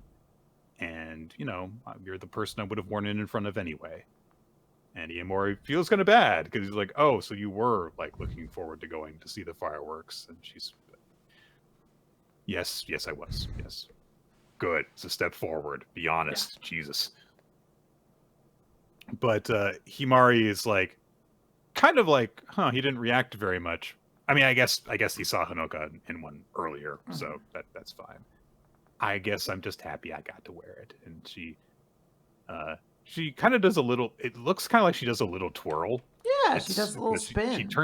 She does turn for no reason, basically. So But Iyamori thinks of something else. He got her a candy apple. Isn't that fucking sweet? That is actually extremely adorable. Like, this chapter is like a continuous level of like, oh, that's adorable, that's adorable, that's adorable. And it does start off with like, a candy apple. This boy is very sweet. Yeah, because it's like, yeah, it's like, it's nice. It's like, oh yeah, here's something so you can enjoy the fireworks that you missed. But it's like, but also you missed out on the festival. You didn't get to buy any treats, so I got you one. Isn't that nice? And so she sits down next to him on the couch, starts nibbling on the candy apple, and she's like, yeah, I definitely would have gotten one of these if I had gotten to go to the festival.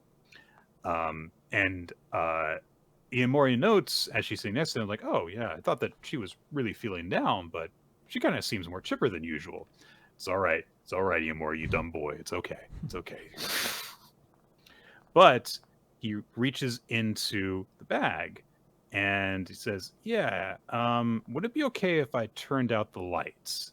And Himari's like, what, you want to like set the mood? And he says, yes, but also, could you close your eyes and just sit there? And Himari does have an understandable reaction of like, wait, what? What? Big cartoony expression with wide eyes. And she's like, okay, yeah, okay. So she kneels down and is like, what is happening? I know he's not like here for house cleaning, but like, what's he planning? Why am I so nervous?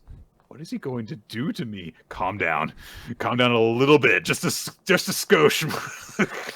She might have been getting a little ahead of herself a bit there. Yeah. So there's some scuffling around. Of course, she can't see what's going on. And Iyamori finally comes down and settles next to her and says, I know I don't usually do this sort of stuff, but after I came up with the idea, I wanted to stop by. You can open your eyes now. And as she does so, there is, the end of the countdown on the recording, and she opens her eyes, and there's a full projection of the show on the wall. So it's almost like actually being there and getting to see it as they huddle in the dark, watching the show on the wall. And she realized, like, wait, you got a home projector? And we get the explanation of, oh, that grand prize that Iyamori won in the last chapter was this. And Himari says, how are they making money? A great question. A great question to ask. And there is even a little explanation of like, oh yeah, the guy who ran the stall is friends with someone who owns a home appliance store and who stuff. gives There's a shit? whole thing of like, the whole thing is like he just kind of like got it for free basically and decided to make it a big prize. It's like, all right, it's like, lucky. Look, I needed a projector for this moment to be as grandiose as it was, so Iyamori obtained a projector. But because I've established he's broke, it was for free. So Himari realized, like, oh, this is why you wanted to actually come over to show me the video. And Iyamori says, yeah, if I just sent it to you, it wouldn't have been something that was worth remembering. And this way, we get to watch them together, like how we talked about. He's a little embarrassed while he's saying that. He's not so really fucking cute. And Himari's trying to like get a vibe off of him because she's thinking he's always going to Honoka like he did during the school trip. What's with him? Dummy. She, however, is very thankful. She gives him a big smile and says they're really pretty. It's just like us to have fireworks at home. And Iyamori expresses that, he was really worried about her when she was leaving for work. And Himari says, well, she says to herself first, I'm happy now because like you did this nice thing for me. But she turns to him and says, yeah, it sounds like you've got housekeeper brain. It's like, hey, she's turned it around on him. Isn't that nice? And she says, I'm not on duty right now. Isn't a housekeeper who's off the clock just a house husband? I mean, careful what you say around her, dude, because she will say yes. So, Himari admits that she's kind of like learned from this experience that, maybe she should just like say what she wants to do next time and avoid this kind of thing from happening. But she also thinks if I'm not more honest with myself, I'll never be able to accept this. I worked so hard to become a teen celebrity and run a business while I'm still in high school. She she looks over at Iamori and thinks, I can't believe my first crush would be my own housekeeper. She gives a little private smile, and Iamori doesn't know that she's looking at him instead of the fireworks show. It's very adorable, where pretty early on, I think still, for her to be like, I know what's going on, but I also understand Jump's like kind of a volatile magazine right now. So like there is some level of like, try to get beats out. Like don't expect necessarily that you're guaranteed in like a year to tell out like a portion of your story. But it's very, very cute. I like how this whole firework festival conclusion kind of ends. It's very sweet and intimate in a way that I find just quite charming, to be honest. Absolutely. I thought this was a very adorable chapter. It's got a nice build up between from moment to moment. Like we said, when the fireworks were on the wall, I was like, "Oh my god!" All right, Nick. Sid Craft. Love is a mystery. Case 20. They often feel overwhelmed by revealing falsehoods. Yes. So, we open with Souffle, Elio, and Lulu are all hanging out at Sid's office, just what they do. Elio at least technically works here. Everyone else is just kind of lollygagging. Notably, Souffle is not in her like detective jacket or anything. She took her advice or took the advice from Sid and dressed cute again. So she's in her very cute attire. And the ladies are all just kind of sitting around drinking tea and honestly just chatting. There's a moment of Souffle being like, oh, young assistant Elio, do you have a girlfriend? And he's like, oh, of course I don't. And there's a moment of Sid like looking up and being like, oh, they're talking about their love lives again. You three really are close. And she's like, oh, are we in your way? And he's like, nah, just do whatever. And Lulu is watching from afar. And she's like, I've noticed this faint pink aura in the air as of late. And we see Elio is thinking about her upcoming date that she has to have with Sid Craft. It's a fake date, but a date nonetheless, as Evelyn. So she's... A dake, as we call it. Yeah. Well, I guess she's not Evelyn. I forget what her fucking writer name is. But anyways, it's going to be as herself and not assistant Elio. So Lulu is picking that up. She's like, Miss Elio has been spacey ever since that signing incident. And as for Detective Souffle, she's gotten remarkably cute, including her clothing. So there's a moment of just like, hey, why are you staring at me? And she's like, oh, you look really cute. And I thought maybe you have a boyfriend or something. And she's like, oh, how could you, where is this coming from? I mean, I did tell you that I have someone promised. It's Sai. And there's just like a joke of like, Sai's right fucking there, stupid. If you're dating him, then date him or whatever. But she's it looks like she hasn't caught on to Sid's identity. That's a good thing at any rate. And Lou pauses. She's like, not because I want to date him. It's because I have work to do as the Phantom Thief to seduce him. That's the only reason I care about. It's not that I want to be romantic with Detective Sid Craft. It's that I want to be romantic with Detective Sid Craft. Yeah, I don't want to be romantic. Crime! Yeah, parentheses for crime.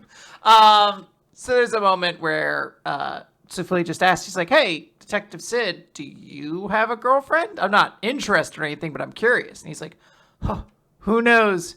Use your imagination. And Elio and Souffle do not react well to that answer because they're like, that means you have a girlfriend. What are you doing?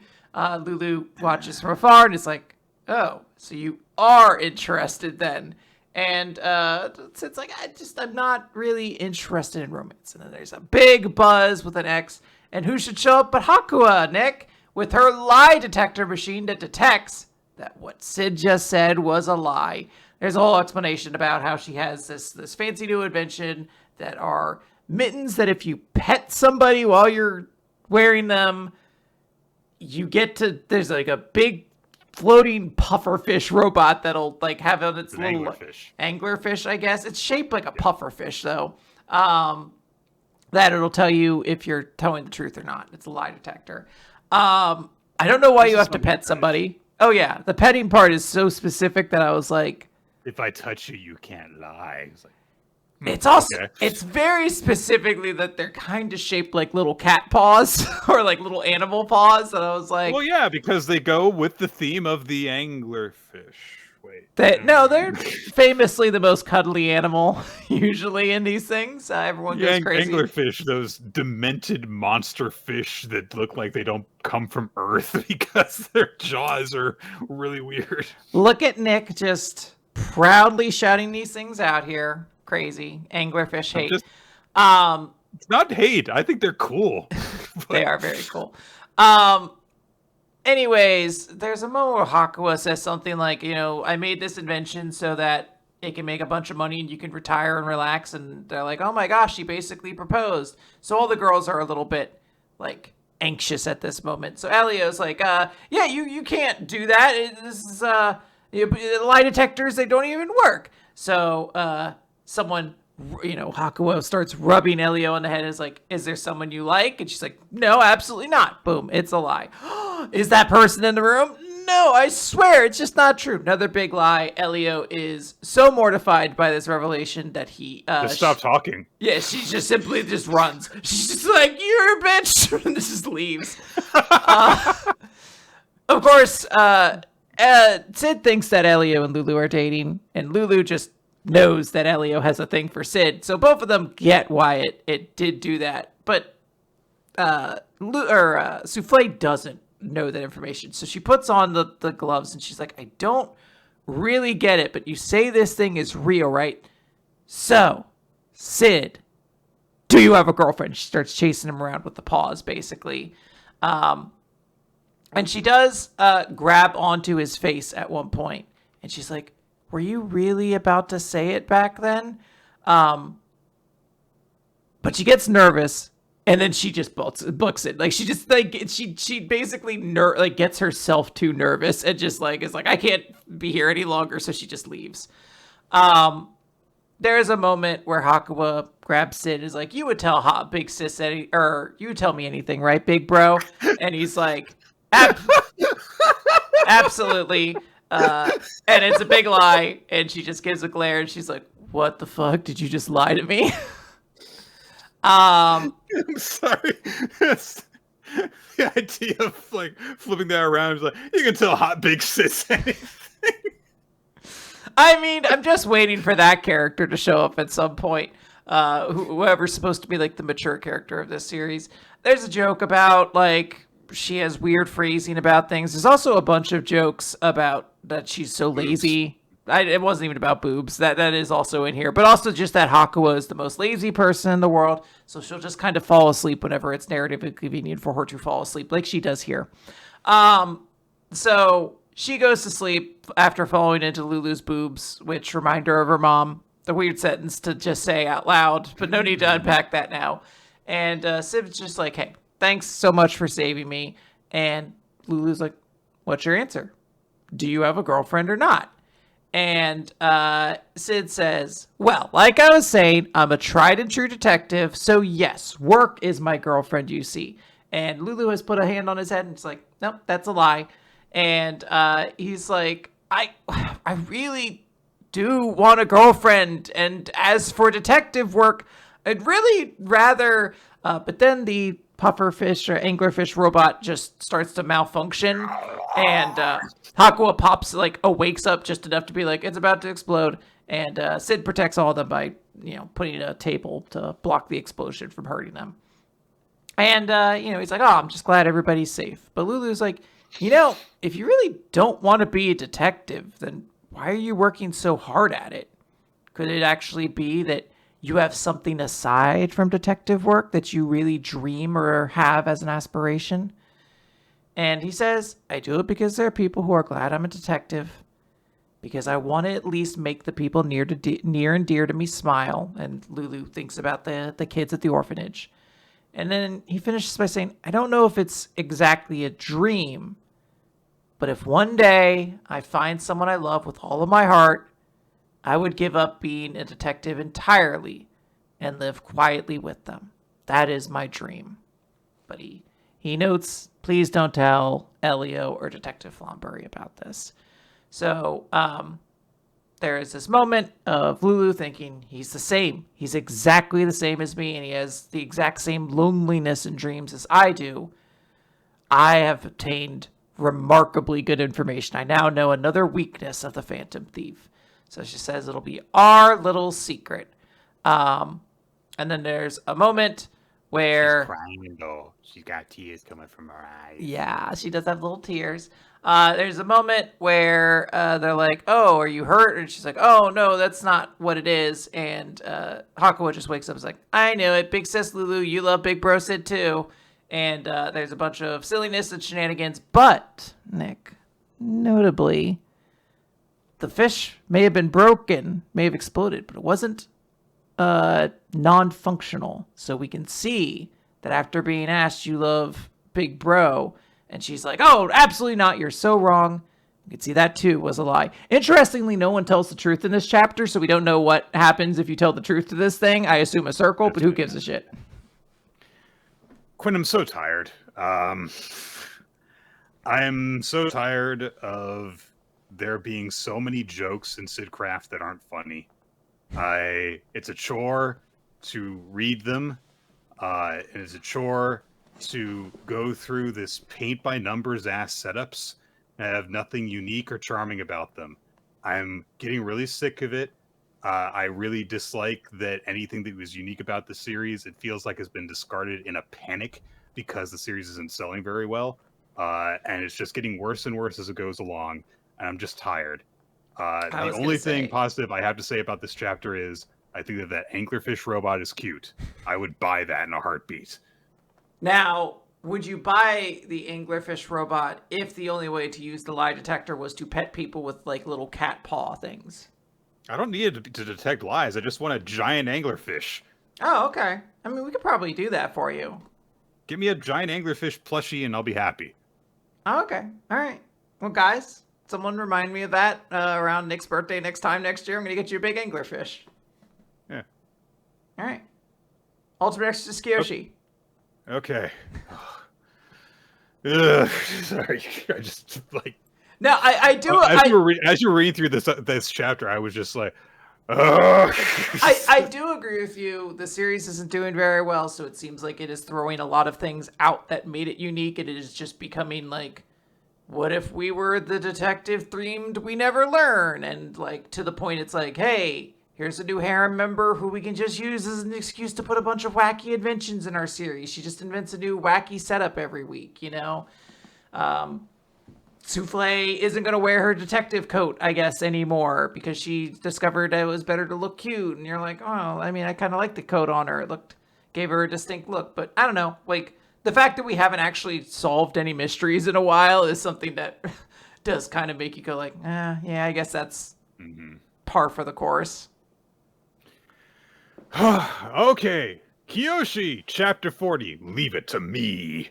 The very, very scary top-ranked Demon Lord has shown up in order to fuck everyone's shit. Hijiri is here to save the day, fortunately, and so squares off against that bad dude and says, this is a job for a cross-paladin. He looks over at everyone who's been getting their shit pushed in, including Hana and Jack Joe, and says, hey, you did a really good job enduring as the first Demon Lord without anyone dying. He even congratulates Karuta, and says, like, hey, I didn't expect you would actually just, like, let yourself get all worked up. And he also goes over to Mako, who just seems to be, like, who at first he was clean knocked out, pats her on the head and says, hey, well done. And she's really pissed off because she's like, I was just completely useless. And because, you know, she couldn't really do anything in the actual fighting in the last chapter. But Hijiri says, no. And starts to say something, but then the Demon Lord comes up to attack him and is like, you're like really relaxed right in front of me when there's nothing stopping me from attacking you. But Hijiri, of course, just without even looking, summons a sword, blocks the blow, and says, I'll take it from here. He launches a Balmung attack, which knocks the Demon Lord away, and says, all right, I'll finish things here. Once you're recovered, Karuta, you and Winchester return to the front lines. I'll be back. And then he gets on a laser sword to surf off because that's how things go in this series sometimes. Honestly, Don't ever explain it. Don't ever try to explain to me why he could just hop on his fucking laser sword and fly away. Before he flies off, Nehan and Jack Joe say, "Win, okay?" And he actually gives them a little smirk and says, "Of course." And then he flies off. He knocks the demon lord down into the grounds of a Shinto shrine, and he's asked, "Are you doing this so that you can just avoid collateral damage?" And Hijiri says, "I mean, that's part of it, yes, but the fact of the matter is, I didn't want them to see me losing my temper after what you did to my squad and my friends. I hope you're ready for what you've got coming." And leaves are scattering around them as he says this, and some of them just fizzle apart as they come into contact with the energy that he's putting off. And this just gets the Demon Lord excited because he wanted to have a really big challenge, and he says, "Of all the exorcists I've ever killed, you're the only one who has satisfied me. Allow me to show you true absurdity!" And then we cut away from that, which is a little frustrating, but build tension, I suppose. Kurose Sata, the weird fang demon lord that we've seen before, is facing off against Sosuke and Kiyoshi. And Kiyoshi realizes, wait a minute, isn't Sata the guy that we exorcised at the inauguration ceremony? And Sosuke's like, yeah, it seems to be his younger brother. He was probably here for revenge. And Kurose says, "You think I'd do him for something so petty? It's for a totally different reason." I do. This is some real Mashal level shit, and I do love it. I do love that this dude's real petty about the fact that they called out why he's here, and he's like, no, I'm here for an unrelated reason to my brother's death. Can't come up with it. He's like, yes, I mean, my foolish little brother was exercised, but it was bound to happen. I mean, he was nice to me. He gave me spending money, and honestly, he was a great older brother when you think about it, really. Really missed him, and I really do want to do something. It's not for revenge, though. But he does mock them and say, hey, you guys probably shouldn't be really relaxed around me, because if you don't exercise me soon, all the humans that I came across on the way here are going to freeze to death. If you don't come to me, then I'll come to you. And of course, Kiyoshi hears people are in trouble, immediately gets up in his grill, goes to attack him with Hekatonkires, but Kurose notes, "Hey, shouldn't you be kind of careful about getting close to me?" And there's a bunch of ice immediately forming over him because of that. And he says, "Yeah, you done?"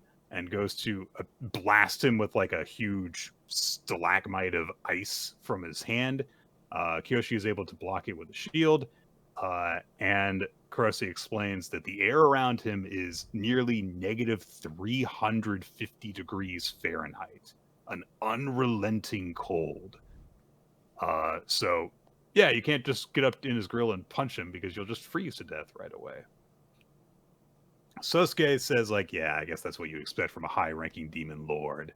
And he thinks to himself, okay, according to Matagi's communications, only 3 high-ranking demon lords are left, because we know the ones that have been taken out so far. So Sakaki is fighting Mukurojima right now. Jogasaki and Mako confronted the first demon lord, Tonjinchi, and I'm a bit worried about that communications from Matagi have stopped. But if Hijiri is there, it should be okay. Now, we've got the third demon lord here, which would be a lot for me alone. If we win here, though, with Harai helping me, the situation should shift in our favor. At that moment, he has a shiver, as descending into the battlefield is Astaroth. And he's looking for Kiyoshi, of course. And this is a problem, of course, because they can't deal with Kurose and go and confront Astaroth at the same time. And Kurose starts mocking Kiyoshi, saying, "Are you worried about Lord Roth? You got to go through me to fight him." Sosuke's like, "This sucks, because at this rate, Kurogane is probably the only one who is available to confront Astaroth, and I don't see her being able to take him on alone. She needs him." But he also doubts that he can actually take on Kurose himself. But then he thinks, wait, what am I doing? And he grins and says to Harai, go. Leave this guy to me. And of course, Kiyoshi gets worried about this and he says, what, are you doubting me? Go, Harai. Trust me. And so Kiyoshi hesitates for a second, but then he turns to head off to go and confront Astaroth while Sosuke remains behind. And Kuroshi's like, hey, I mean, come on. I know you can tell how much stronger I am than you. And Sosuke says, the difference in our strength? Ha! Let's save that kind of talk for after we see who wins this fight. And he admits that he's got no choice but to surpass his own limits in this battle. Cool ass moment for Sosuke. Like, legitimately, extremely cool. Also, kind of cool moment from, what's his name at the start of the chapter? Sword guy. Hijiri. Yeah. I was like, that's a supremely cool moment, too, where he's like, yeah, I am trying to minimize casualties, but also you fucked with my squad, and I just don't want them to see a fucking ass whooping I'm going to put on you right now. Like, they're going to see me completely lose control. Yeah. Cool guys doing cool things, and also a very funny little moment where Kuros is like, no. That is great. So, truly one of the best jokes of this week. All right. We did have a little mini Marriagetoxin thing this week as well. Yes. It's just one of the little dating highlights. Yep, just a little bit of a thing with Makoto, I guess is her name. Mm-hmm. I honestly forgot this was one of the girls because it's been a while since I've read her story. And she just only showed up because it's like, well, she's friends with the CEO girl, and that was just her introduction. So, I mean, I liked her. Also, her design is like absurdly cute. Like she is got a great style. But that said, good to be reminded about her because I'm sure she's going to be relevant again at some point. So appreciative of that. I am impressed by the amount that she is able to utilize the skull and crossbones with the X'd out eye in so much of her appearance because she's got a plushie with it. She's got it as her little chat icon. She's got an earring with that symbol. Like, is this a character in this world that we just don't know about? Well, her friend's like super rich, so maybe she just custom makes everything. Aw, that'd be cute. They are singing a song about how they're bougie. We are bougie. We are bougie. All right, Nick. Speaking of incredible and amazing series this week, can you please explain to me what happened in this week's News Exorcist? Because I truly do not know. I kind of blocked part of it out. This was truly a chapter that midway through, I was like, did I miss a chapter? Can we just visit Hyo's? Is that a thing we could always do? So, oh boy. All right. So, what are we calling her? Because no one's calling her by her. Okay, we're gonna call her Ishu, because that's what she gets called by everyone close to her at this point. So, last time, Gakuro used his new power to break apart the web that was draining him and the house that Ishu built and stuff to trap them up. And then Nue came to him while he was recovering and was like, yeah, you guys are going to get married, like, right away. And Gakuro is like, wait, what? Why?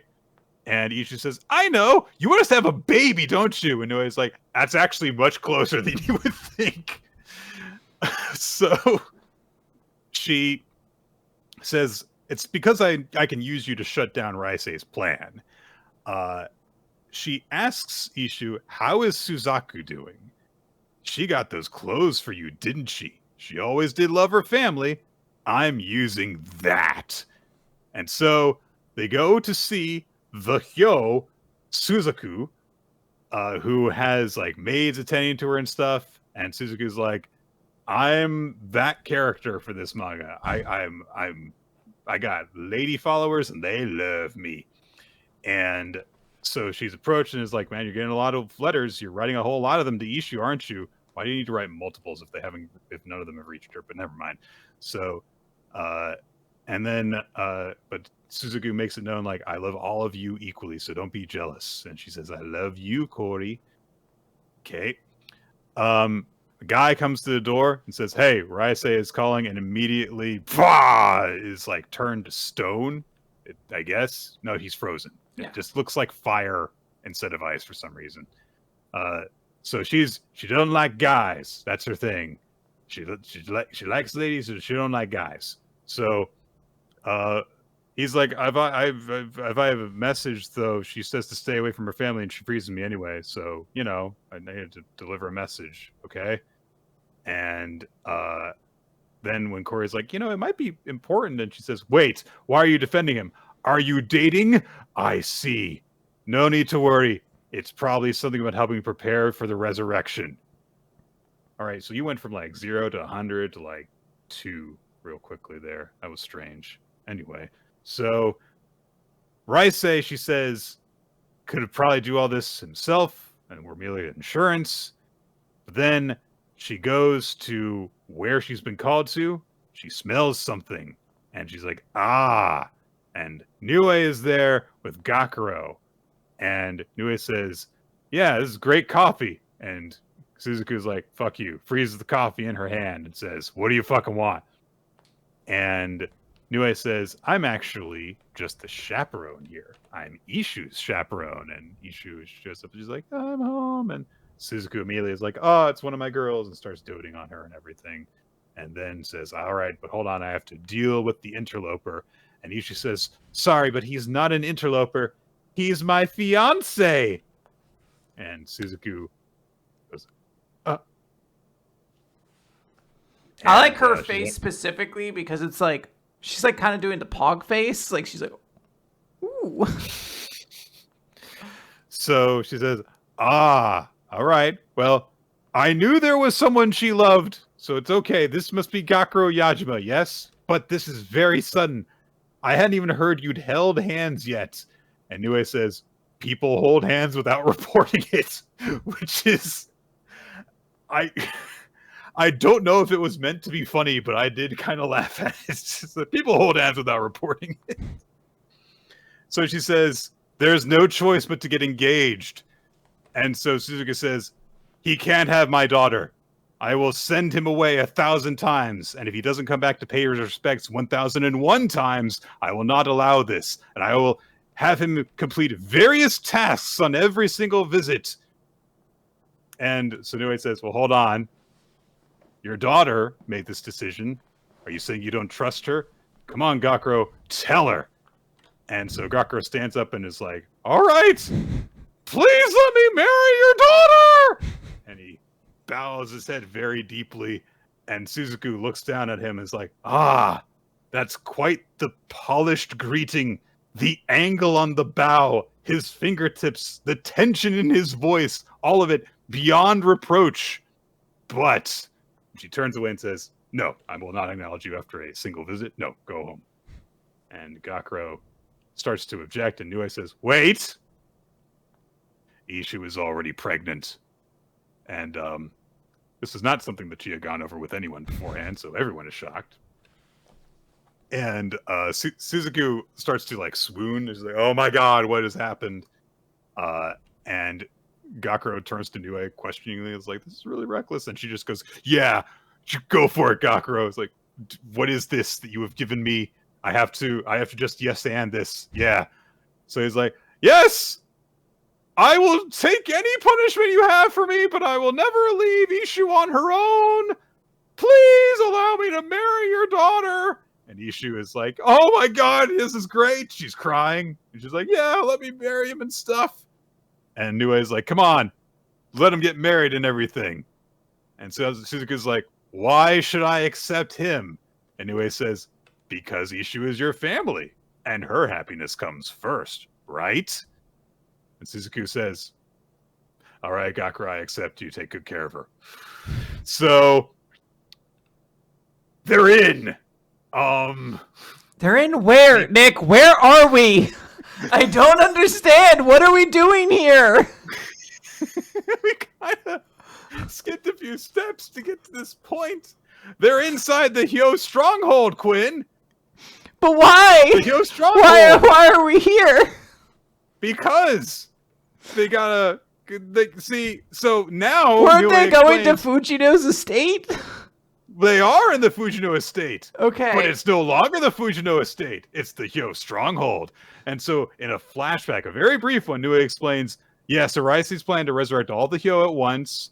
I need you two to shut down the ritual, pinpoint Raise's location, which is within the Hyo stronghold, but you gotta stay with Suzaku, otherwise the other Hyo clones will kill you without mercy.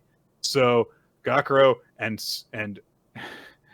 Ishu are on their own for a second, and Gakuro's like, all right, let's make a plan. And then Suzaku boom, intrudes in the room and is like, I see you are both keeping a modest distance. Shall we go then? And Gakuro says, go where? And they're going into the bath. The group bath that's on the Fujino estate. Mm-hmm. And so they just walk in, and Suzaku says, bathing should be a family affair. Gakuro as he enters thinks, Jesus this Christ. bath is huge. I didn't Do the Hyo just really like bathing? I didn't pay enough attention before. Her chest is fucking enormous. It's redonkulous. It's as big as her head. Does Brawla know about this character? Has she been informed? I can't imagine that she hasn't been. Good lord. So all these girls frolic around Suzaku and are like, I'll wash your back, Lady Suzaku. No, I will. No, I will. And Suzaku says, thank you. I'll have you all take turns then. And people are gathering around her, washing her boobs first, of course. And Gakuro thinks, oh my god. In terms of like square footage, it makes the most sense. Like if you're going to clean the house, you clean the big room first, right? Gakuro thinks, yikes! What is this? Mixed bathing! And everybody's naked! I can't even open my eyes! That is what's happening.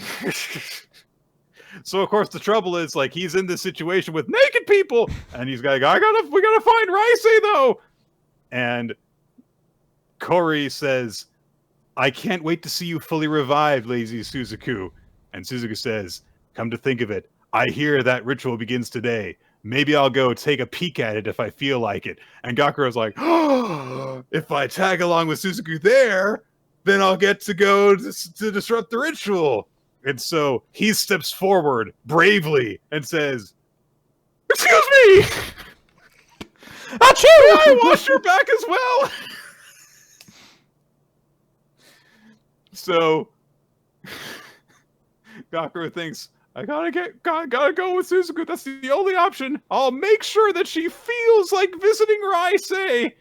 And he's got a determined look in his eyes now. And so Suzaku looks at him and says, you know, Gakuro, I just noticed your eyes are quite nice.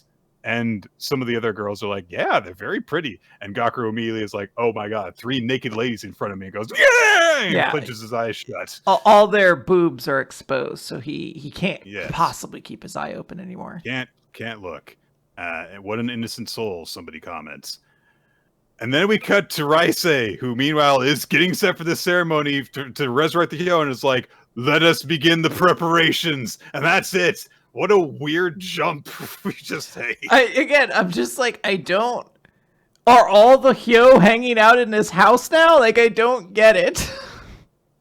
Well, you know, Quinn, remember when it was under investigation, but then it wasn't under investigation because they couldn't get in? They're like, can't do anything. Can't do anything. Okay, makes sense, I guess, actually. All the clues were there. I'm just not following. I'm not a true Exorcist head.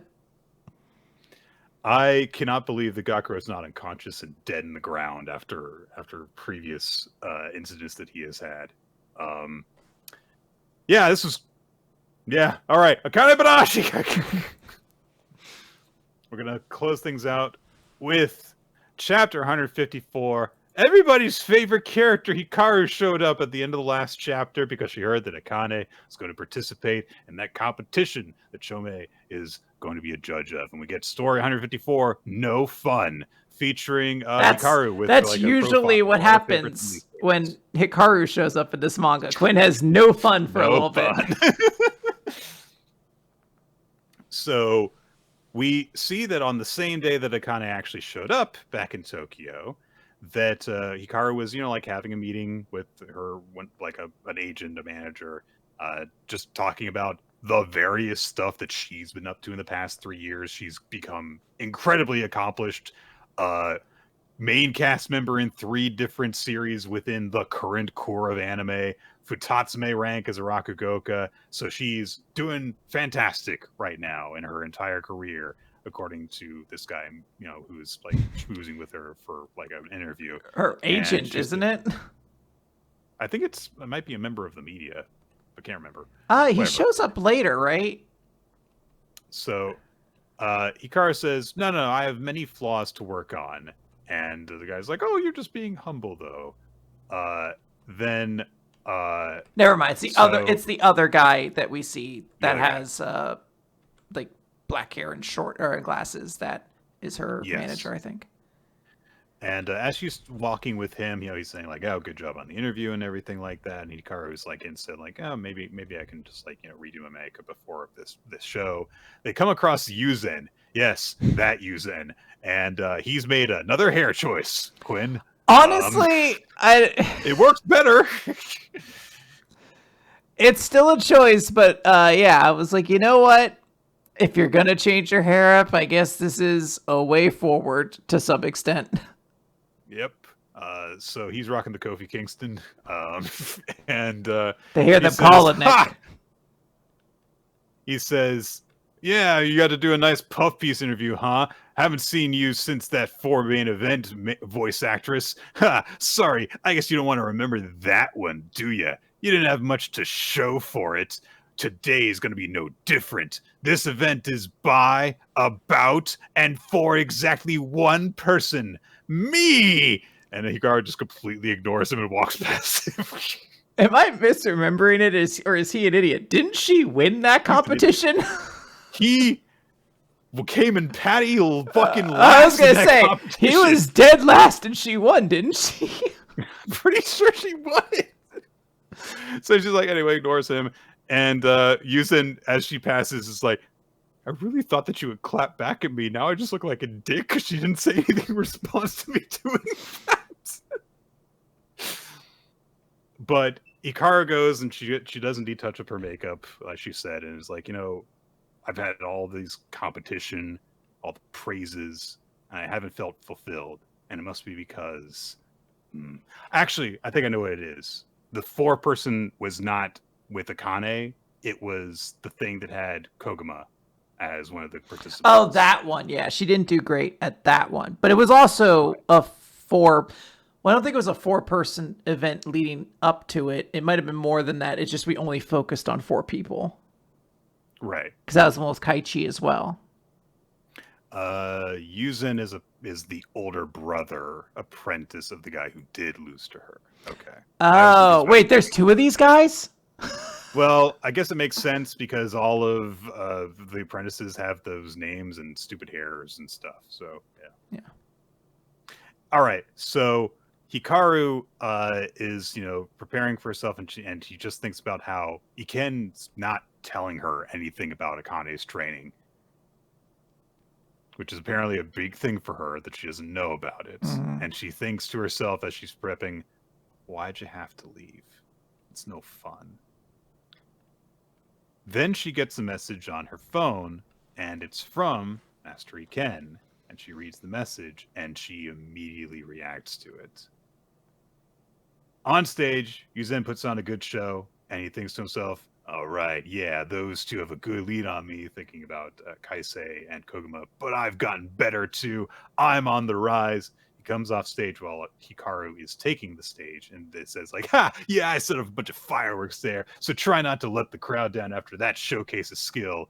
And Hikaru, of course, looks determined, invested, indifferent, and as she takes the stage, her agent reflects on a conversation he had with Iken, where he was informed, yeah, her art's still evolving.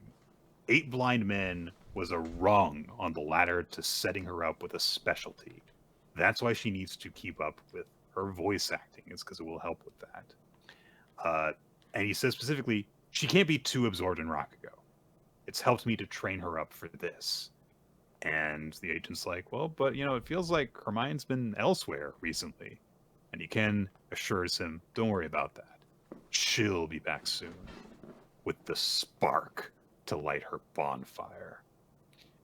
Hikaru takes the stage, and Yuzen's like, she's getting a fucking way better reaction than I am. What the hell is this? What's this story? And people are reacting insanely to it, and people comment like, even a Shinuchi can't match her. Hikaru is fully into this, and she says to herself, nothing that I earn in competition with others compares to victory over a sworn rival. I only want you as a rival. The only one who can fulfill me as a rival is you, Akane Arakawa, my rival. I don't know what you guys are doing. There is zero chemistry between these two characters, so... It's not chemistry, it's obsession. So, afterwards, Hikaru now learns that Akane is going for the Zuian prize, and so she says, so I'm entering too. Informs her agent of this, and says, ain't it nice of me to tell my junior about this? As she is on the phone with Karashi. She says, I assume you're entering too. And we cut over to Karashi, who's hanging out, chilling on a love seat somewhere, and he says, I ain't even concerned about Jugemo Girl anymore. Someone took a very different path to this from this point than Hikaru did. Now this, Nick. This is some good fucking food, finally. I had to get through 18 pages, but then we got to the end of it, and I was like, I can eat deep and good off of just 2 panels of Karashi. So, if I can nominate one page as the most important page this week, this might be it, but otherwise, yeah. This is, it's a chapter about a character I do not care for, but everyone else loves. So, I hope you guys enjoy it. I do appreciate just things being thrown into relief of Hikaru being like, yeah, I'm super accomplished and everything. He's like, but Akane's here. Like, this is as demented, it feels like, as she has been to this point. It's nice to just have someone who just is a rival to Akane in this way. Yeah. It's all good. Okay. That's it for manga, everybody. We didn't have a whole lot of series, and our recommendation was very, very short this week, so we actually have a pretty normal length episode today. That's favorite series and MVP time, Quinn. Yeah, favorite series is a no-brainer. It's Dandadan. That chapter of Dandadan fucking ruled. That fight ruled. That conclusion ruled. Honestly, I think I'm going to double up and give my character of the week to Kinta. Like, this is just hands down. Like, this is a good week for manga, but, like, that was one of those chapters where I was like, oh, this shit, like, that just reminds me why you like manga. You're like, oh, yeah, this shit rules. Kinta says, you have my permission to dub me your MVP. Pretty much. All right, well, thanks. Thank you, bud. I am also going to go with Dandadan for my favorite chapter. It was such a kick-ass fight that concluded in a very satisfying manner. Anytime that a wrestling move gets used, I'm going to freak out over. And that was a very, very well drawn maneuver as well, and very creative in terms of like all the weird body positioning in order to have 2 people attacking one at the same time. I love the way that all the parts like locked him into place and made them into like a partly human drone that did the move. It was very cool. In terms of my MVP this week, can you go over the audience before I decide? Yeah, sure. The audience, by the way, picked Ichi the Witch as their chapter of the week, and Shinatsu from Blue Box won the character of the week. I think I'm going to go with Himari from Hima-Ten. Yeah.